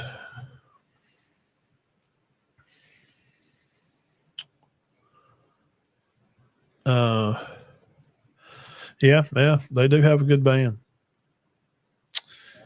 I hope Anniston can hang on and make it. I hope they can keep it close and play a good game with them. I do. I tell you what, when I was down there watching Gadsden City, I watched them play the Jasper Vikings over in Jasper, Alabama. Jasper had an excellent band. I will give them credit, give them a shout out there. It was really good. I actually took a little video of it. I don't have it on me, but heck of a performance. Yeah, Gadsden City, they're known. Oh, it was good. Gadsden City was good too. It's just Jasper. I just remember being like, wow, me and Lawrence looking at each other like they're putting it down. Yeah, these 6 and 7A schools, Alabama usually have. They spend some money on their bands. Aniston running back didn't play in the fourth quarter after the night. We hope, God, they need everybody. Yeah, that'll be if he don't play. I'm gonna text Coach Jackson probably today. Just wish him luck, and we're pulling for him, man. Aniston, they hadn't won it in a long time, but talent-wise, they got some of the best talent anywhere in North Alabama. Now the reclassification will be December the 15th, I think, or so. It's going to be on like the third Monday of the month. So I'll probably come on that night and do a big talk on that and see where. But we do know this for facts. Any private team here in Alabama, if you qualify for the state, you automatically go up in rank. So Coastal Christian they'll be 3A next year. Mars Hill will be 4A. Those are just sure things already, I can tell you. And I've heard from my people in the Jackson area that keep up with stuff there and kind of know people around the board area. Jackson could go to 3A, and they're playing the 4A state championship this year. If they go down to 3, and Coastal Christian goes up to 3,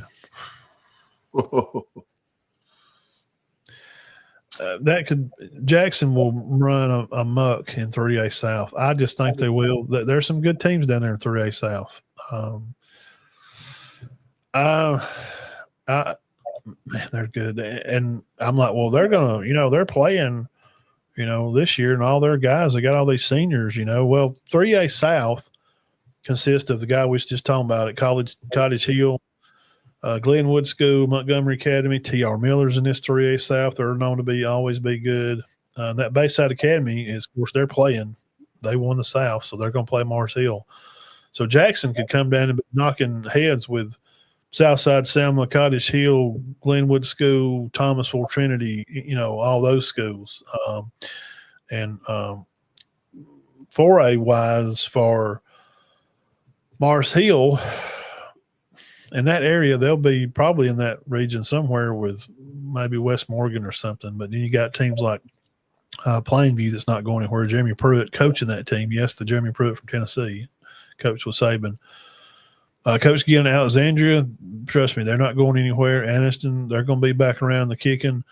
In Cherokee County here, our local team, I mean, they're going to have a new coach, but, I mean, they will have a lot of skill guys next year. Cherokee County's not going to lose out on a bunch of speed, man. They are going to lose a lot of their linemen, some depth up there. But skill-wise, they're going to have guys that can run around and still play football. So let me ask you a question. I don't know if you know, or I don't know if we can talk about it, but where's Coach Kelly landed? I don't know. We've heard, like, when he, had left, that I know Aniano job came open because I know people down there too. I knew before a while, and I never said nothing about it. They were going to have a new coach, just what I'd heard in rumors. Mm-hmm. And so after him leaving, people just assumed, well, he's probably going to go down there. He maybe put in for the job down there. I think I've heard that rumor, which we don't know if any of that's true. I just texted him after he left here and said, hey, I appreciate your time. Always being super awesome and, great with me.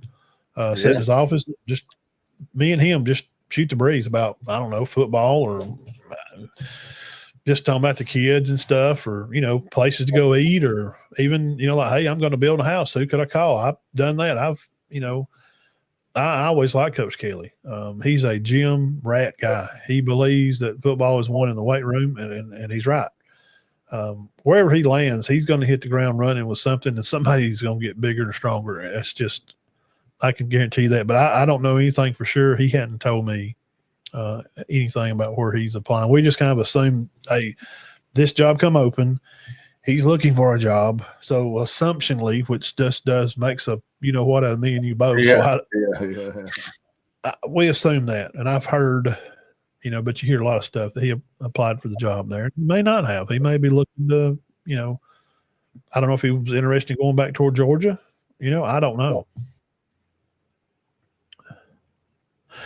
Yeah, I've heard that too, Mark. I did hear that. Collins went 5 and back in 2A again, and it's not going to be fun for when 5 gets back in 2A. Man, they have ruled the roost for 2A. How is that even right? I mean, you know. Yeah, because we've seen them dominate 3A. I was at the game when they won their first 3A title. Guess who they beat that day? They beat Jeremiah Cobb when he was at Catholic. That was their first 3A state championship. And Cobb is the tailback at Auburn now. I say was on that Catholic team. It was 20-0 at halftime. 5's losing. And me and my son and one of his football buddies went, and Todd called me at halftime and said, what in the Sam is going on? They've got to have this score backwards. I said, no, man, 5's down. They come back, won the freaking game, man. They locked Catholic up and just won a game. But they had a bunch of freaks on that team. Actually, their tight end, they caught a touchdown at 5 in that game is the tight end now at Alabama. He played at UAB, transferred to Troy, had a good 2 seasons. He's a senior at Alabama. His name's Brody Dalton. Shout out Brody Dalton. Go get him. Go Big Red and roll tide to him. A big shout out to him. I'd love to get him on the show, but he's busy getting ready for SEC title game, so I ain't gonna try to mess with his schedule. Good folks, good people. Talked to his dad some when we'd go up there and visit. So shout out Brody Dalton for 5. He's number 89. He played the other night, so he was the one in the picture on the score when they give 27-20 when Brooks did the crane or whatever. The guy standing sort of behind him over there to the side a little bit. That's Brody. He was in on that play with him. So big shout out to him. So no, I don't. About Kelly, I don't know. Did you hear about they actually come to a conclusion about the Gainesville and Langston Hughes? Did you hear about all that? What's the verdict? Despite the appeal of the injunction, they've granted Gainesville High School, overturned players. So basically, they have all the players available. They moved the games from the 5th, which is this Friday, to next Thursday, December 11th. And then the winner of that game will face Rome on the – hold on. Their semifinal matchup has been moved to Thursday, December 11th. Additionally, the winner of the Langston Hughes game, Gainesville, will face Rome. That doesn't make any sense. I'm reading verbatim, and it's kind of bad.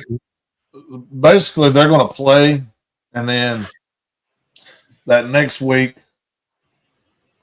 Okay, it's officially rescheduled for December 5th. Right. So they're going to play on this Friday.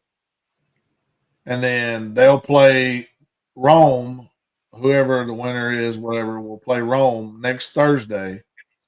And then the championship game, the winner of that has been moved from earlier in the week to December 17th.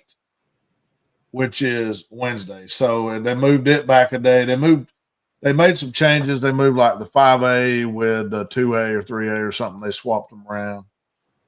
So who kind of usually play Friday? What? You know who kind of gets hurt and all that? And it's maybe not. Maybe it's wrong. Yeah. Well, they do get a week off though, so maybe they get healthy. I don't know. Maybe it's a blessing in disguise. Yeah, but a lot of coaches, man. I know Coach Smith over here at Westbrook. Those guys, man, they like to once they get to playing, Yeah. they like to play. I mean, they don't like taking these times off and stuff. Once they get to I hear rolling, you. they like to go ahead and play. Yeah, it'll be interesting. I think Langston Hughes will probably beat Gainesville, and then that will put going back to my notes. Langston Hughes and Rome locking up. Yeah, we'll be at Langston Hughes as well. Rome would only host if Gainesville wins. Oh, Yeah. So Rome would be at Langston Hughes. The only way Rome would host in the finals or the semifinals would be if Gainesville wins. who do you think wins that game? Honestly, I think Langston Hughes probably wins. Rome is, as far as that next game goes, Rome's pretty good. Yeah. They really have two outstanding receivers. And if you cannot cover over the top, they will run it deep shot. And the deep shots are, the quarterback can run as well. He moves well in the pocket. He's one of those guys that's kind of slippery, and he extends the drives. Killers for defense. You got him 3rd and 5 or 6, and he moves around in the pocket and finds a way to get the first down. It's that type of offense, and they'll hit you every now and then with a running back, but that's mostly Rome's game, and it's just dominating D, just big on the defensive line, can fly around in the secondary, just tough. Well, Big Talk Tuesday is here, and I think we laid it all on the line. We've covered a lot tonight. We went through the bracket as soon as the show opened, we went right into business. I went through my picks for high school stuff around here for the week and where that's going to start. Go back through the top 12 again and tell us who the 12 in the college football bracket. Number 12. Well, I'll go through. Let me skip on down here to the relevant teams. I'll go from 14 down. 14 is Vandy. Hang on. Go ahead. Go ahead. 14 is Vandy. 13 is Texas. 12 is Miami. BYU is listed at 11. Notre Dame at 10. Notre Dame and Alabama swap spots. Alabama goes to 9. Oklahoma at 8. Texas A&M dropping spots all the way down to 7. Ole Miss at 6. Oregon at 5. Texas Tech at 4. Georgia 3. Indiana 2. Ohio State 1. When you place those teams, into the bracket, currently you'll have the 5th highest ranked conference champion at number 12, which right now would be the winner of, what is that? Tulane and North Texas, I think. They would face off against a 5 seed Oregon. A 9 seed Alabama would go to 8 seed Oklahoma. The 11 seed, depending on who wins the ACC, if it's Virginia, they should be the 11 seed at the number 6 seed Ole Miss. If it's Duke, then it's possible that you could see another like a JMU in one of these spots, either 11 or 12. I think Ole Miss beats either one of those. Notre Dame would be the 10 versus 7 currently, 7 being Texas A&M. That's a rematch from week 1. The people propping up Notre Dame, if that happens, you would expect Notre Dame to win. If not, Texas A&M should win. The biggest things that we talked about that could throw a wrench into all this would be a BYU win over number 4 ranked Texas Tech. That would most likely put 2 of the let's see, what conference is that? I can't remember.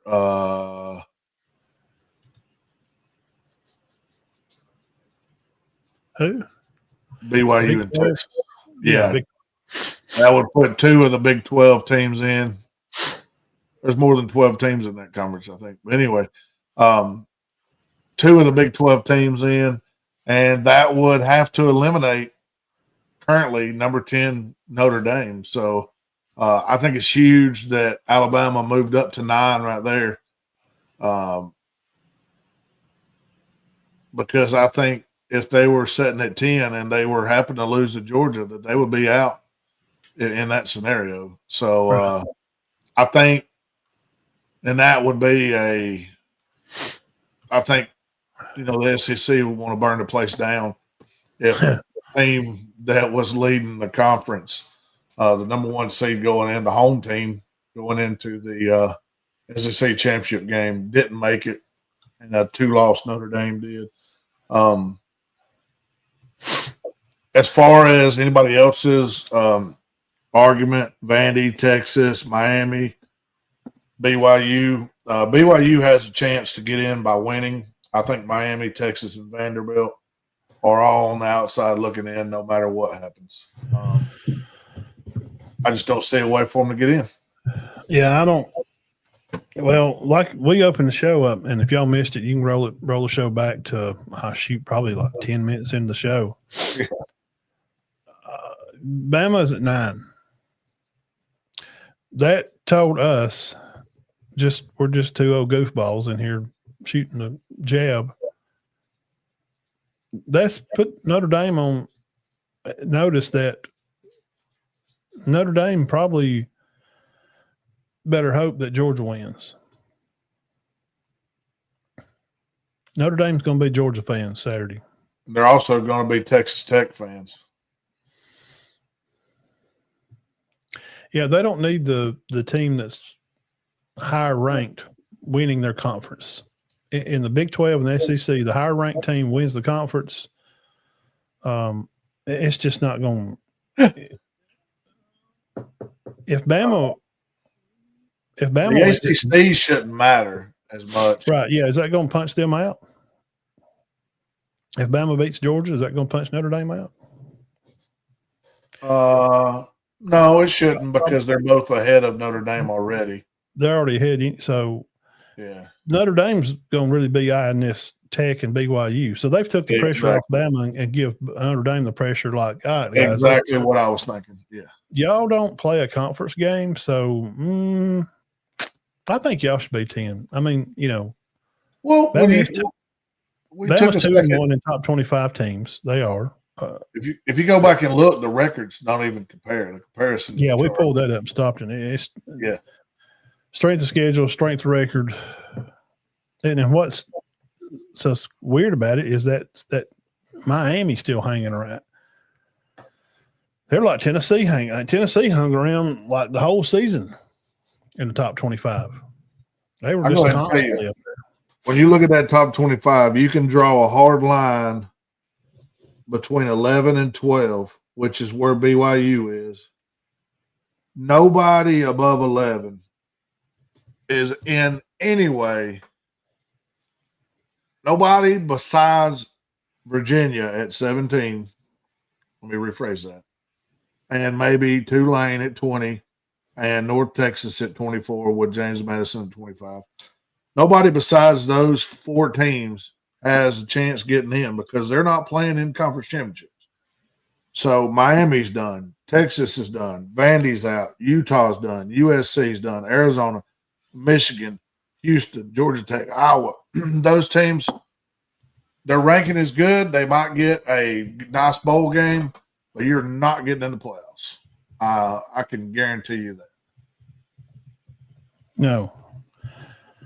Yeah, I don't. I'm trying to see if it will give me an updated bracket. Give me, everything's going to be last week. They ain't nobody got it should be week 13, right? Yeah. Sure. Let's see here. Everybody's got one. Okay. I got one right here. Let's see here. See if we can get her to pop up.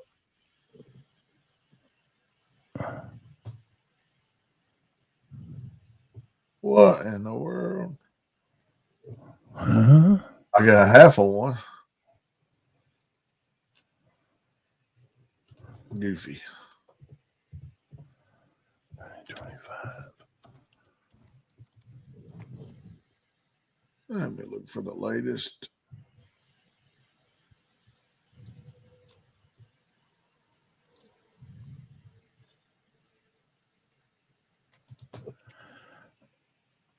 You tell me there's not a bracket out there. That's crazy.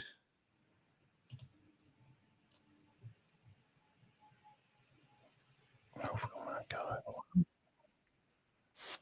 Oh, bro. My God.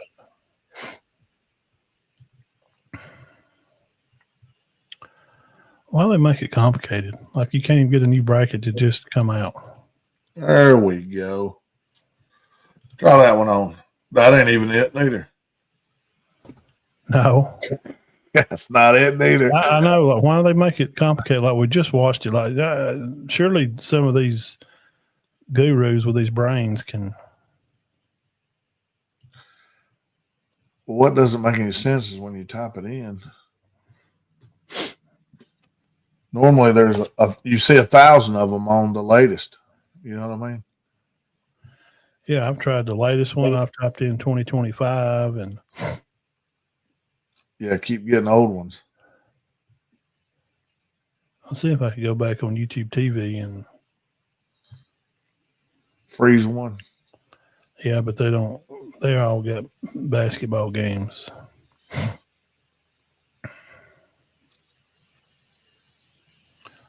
Looks like Florida's beating Duke.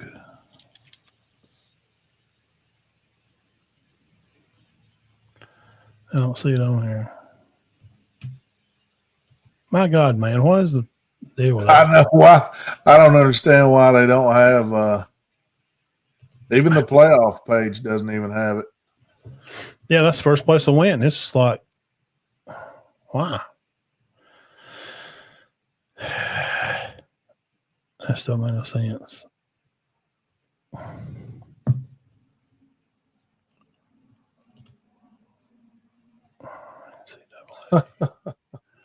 NCAA page shows it, but it goes to that's what? They got Indiana at 10. What? That's last year. Why am I looking at a current December 2nd, 2025? I just had to pull up here and let you look at it so bad. It's showing the national championship game. Wait a minute. Yeah, I don't understand why it's not available. Wait a minute. I got it. I think I found something.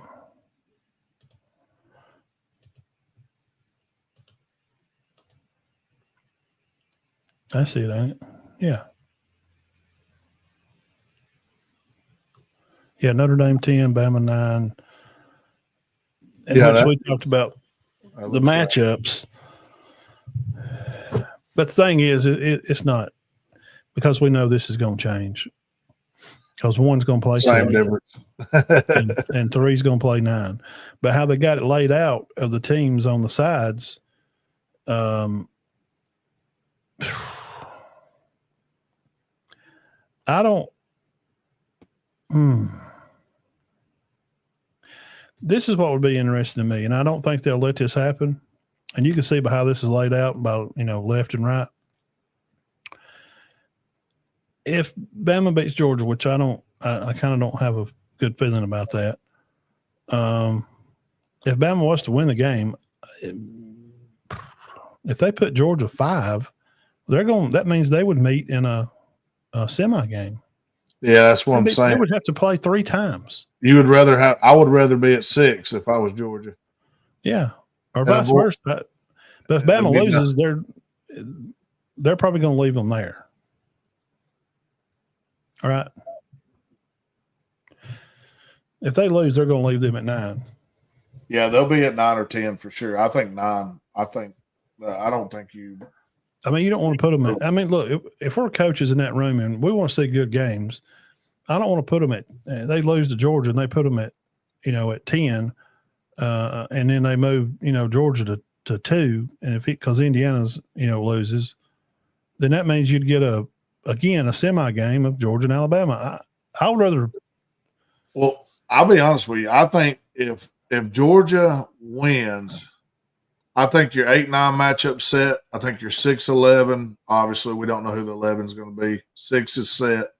I think 7 and 10 is set. I think the only movement would be between 1, 2, 3, 4, and just figure out the way that is. And I think 5 isn't going anywhere. If Georgia wins and Ohio State wins, I think Texas Tech will move to 3, Georgia go to 2, Ohio State be 1, Indiana will be 4. That's the way I look at it. I think this more than likely because you're talking about they're really going to reward Indiana for their only loss is going to be in the conference game. Yep, they'll be at 4. I don't think they'll drop out of a bye. Because then you would have to. That way, you're going to have to put in. You're not going to put Oregon in because you're not going to put them above a team they didn't even play for the Big Ten title, so Oregon's not going to. Yeah, I would like, but this closes out to if they swap Indiana and Georgia. If Indiana loses and Georgia wins, they swap 2 and 3. Then you could see a rematch. Ohio State and Indiana. That if things are kind of the way it feels like that's probably what they're going to try to do. Maybe. Yeah. They'll let Georgia be 2, and they'll put them at 3 for being losing their conference game. They'll put Georgia at 2, so it'll be Ohio State, Georgia, Big Ten, SEC winners. And you hope that they go on a collision course to to face each other, and that's going to put Bama having to play Ohio State. And I think those two teams and watching them play, I think they are a lot alike. Wide receiver room is kind of the same. The Bo Jackson kid at Ohio State, I've watched him play a little bit, but I can't get a good judge. I think it'd be a knockdown draft. I think it would be. I would love to tune in for just about all these games. But I want to see Bo Jackson come down here and run for 100 yards against Auburn, Oklahoma, or or Georgia defense. See what I'm saying? I hear you. And I want to see him do it in a row. And do it 3 weeks in a row or 4 weeks in a row. Not just a one-off. That's the problem that Big Ten fans, not Jeff usually don't. He understands where we're coming from. He's old enough to know. Well, y'all just play cupcakes a week before I said, bro, we just played 4 freaking ranked teams in a row. When is Ohio State done that? When is Indiana played 4 ranked teams? I want their quarterback, Mendoza. I want him to go play against A&M defense, Oklahoma defense, and then Auburn's pass rush 3 weeks in a row, and then go play, your conference title game. You're going to have people probably hurt. I think if it ends up somewhere like this, and you do see that Alabama or Oklahoma against Ohio State, you're going to find out a lot. Well, I think Oklahoma beat Texas, and I think Ohio State beat Texas. Right? Yeah. Well, one way to find out. Just buckle them some guns up. It's going to be fun either way. I mean, are you going to be able to get in on the final selection day? We're going to have something special, or because that'll be probably around noon on that Sunday. I don't know. Oh yeah. We'll get something together. Here, let me ask you this, and we'll get off. Yeah. Where I know the first round's like Bama would have to go to Oklahoma, for example, or Tulane's going to have to go to Oregon. Is the bowl games going to come in the next week, or Ohio State versus Bama? That's going to be the Orange Bowl. Hold on. I'll pull it up. Hold on 1 second. Indiana versus Texas A&M will be the Cotton Bowl, which would be great. I'd love that. That would be great. Indiana have to come down here and play Texas in Texas. Okay, let's see. The higher seeded. Okay, the quarterfinals are the Orange, the Rose, the Sugar, and Fiesta and the Peach Bowl. The national championship in Miami. Let's see here. All right, so quarterfinals. Just given 3 locations: Orange Bowl, Rose Bowl, Sugar Bowl. Is there not 4 games? Wait a minute.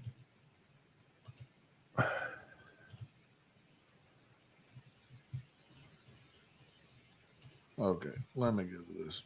Here we go. All right, yes. All right, quarterfinals. It doesn't say who would be where, but I know the options. I'm sure the higher seeded team would probably have the ability to go pick where they want to go. Is that true? Oregon's garbage, Jeff. And Bo, yes, he already practices against that defense every day, but he don't come down here and practice against A&M, Oklahoma, Alabama, Auburn defense week after week after week after week. He don't. He has not played a schedule like that. He has not faced a top 5 defense. First week, top 1 defense. Next week, all right, we get a week off. We get Maryland. Nope, you got to go play Auburn. Well, they ain't real good. You have to get their pass and their run defense is top 5. Oh, crap. Well, then next week, well, you got to go play A&M. They're top 5 defense rushing. Oh, crap. Well, what we got next week? Well, then you're going to play Oklahoma. It's the week after week after week after week. That's the week after week that we're talking about, Jeff. It's not that they don't – he's not rushing for all those yards. And just because he sees a good defense at practice and them guys ain't hitting him, they ain't hitting him, he's not coming down here and running for those kind of yards week after week after week, 4 or 5 weeks in a row down here. He's not. He just ain't. Who's your matchups? I'm pretty sure the affiliation, the higher seed gets to pick first as far as where they want to go. Okay, let's see. First round, December 20th and 21st. Friday, Saturday at 7. Okay, then, okay. Now the Fiesta Bowl.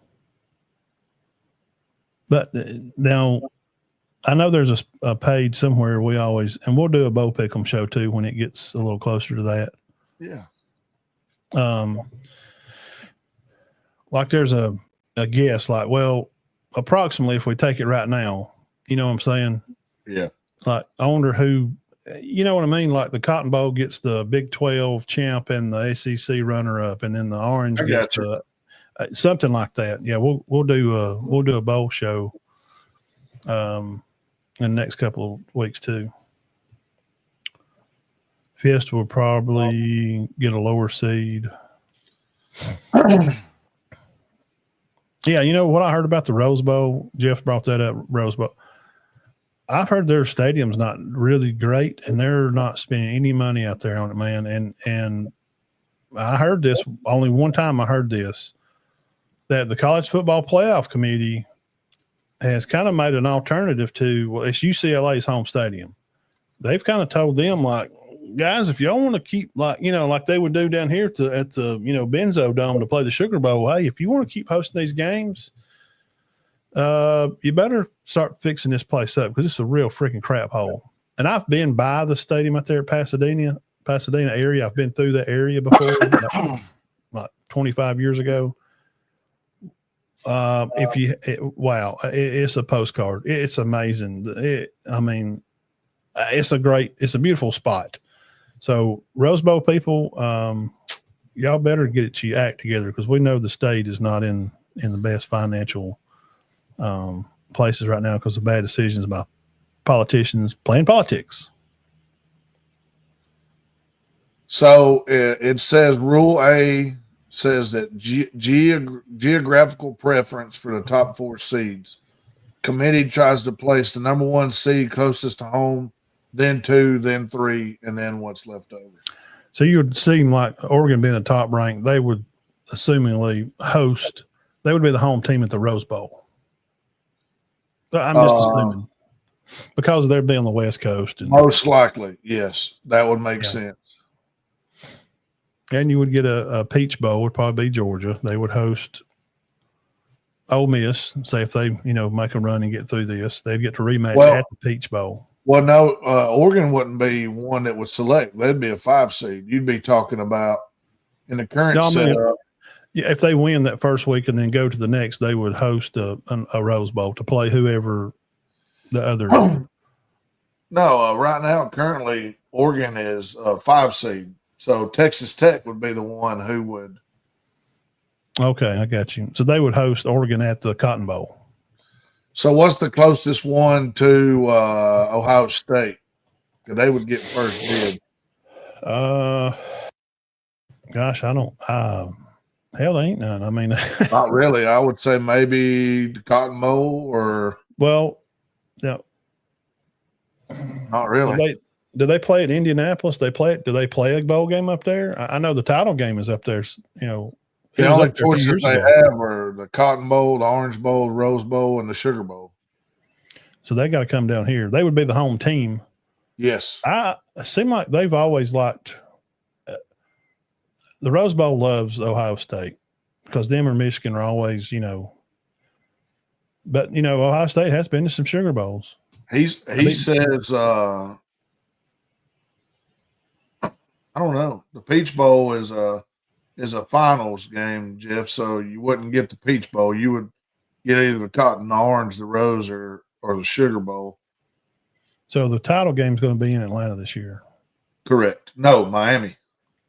All right. Miami, January 19th. Which would be the Orange Bowl. It will be at probably Hard Rock Stadium in Miami. Right. I mean, they're going to call it the Orange Bowl. Well, the Orange Bowl itself is the Capital One Orange Bowl. That's in the first round, Thursday, January 1st. So they'll use the Orange Bowl for that, but the actual game will be they won't say it's the Orange Bowl, but they'll call it the college football playoff. Yeah, right. Yeah, I'm glad we brought that up because those are things that this stuff's fixing to happen, man. College football is ending, man. We played our last regular season game. I can't, man. It's like all summer of worked, just kind of relentlessly on trying to get ready. We did a lot of shows this summer, making picks about teams and trying to assume a lot of stuff. And here we are at the end of it, Birds. What the heck is going on? How's the season over? We talk about it all the time. Me and Lawrence talk about it. You can't, once you get it started, it's like it rockets through. Overall, I'll ask you this since this is the end of the regular season type thing. Overall, as a season, did you like the matchups? Pretty much most of the time I did. There were some good games. I mean,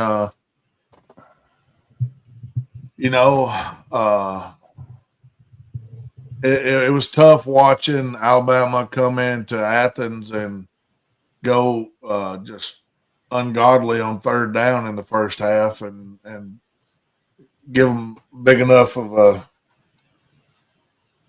lead to where we couldn't come back or didn't come back. We had our chances, but we didn't, and lose that streak. But hey, when one streak goes, another one starts, I guess. Yeah, and if you feel bad about that, imagine playing Oklahoma and doubling up their offense. Yeah, I know. Taking the belt to ass, but you turn the ball over 4 times and you can't beat them again this year again. And it almost cost them getting the playoffs. It made the Iron Bowl like you had to win. And nobody ever wants to go to the Iron Bowl like you must win this game. At all. Not. I mean, if you don't win the Iron Bowl, hello, Miami. Yeah, you're going to play some bowl game. Yep. Not a playoff game. No, I agree. All right, homie, appreciate you. Everybody, y'all have a great week. Don't work too hard tomorrow. I know I will. I got a freaking bunch of crap to do tomorrow. I hate Wednesdays, bro. We'll see y'all back Thursday night. Come back and hang out with us. All right. We'll see you, boss. See you, homie.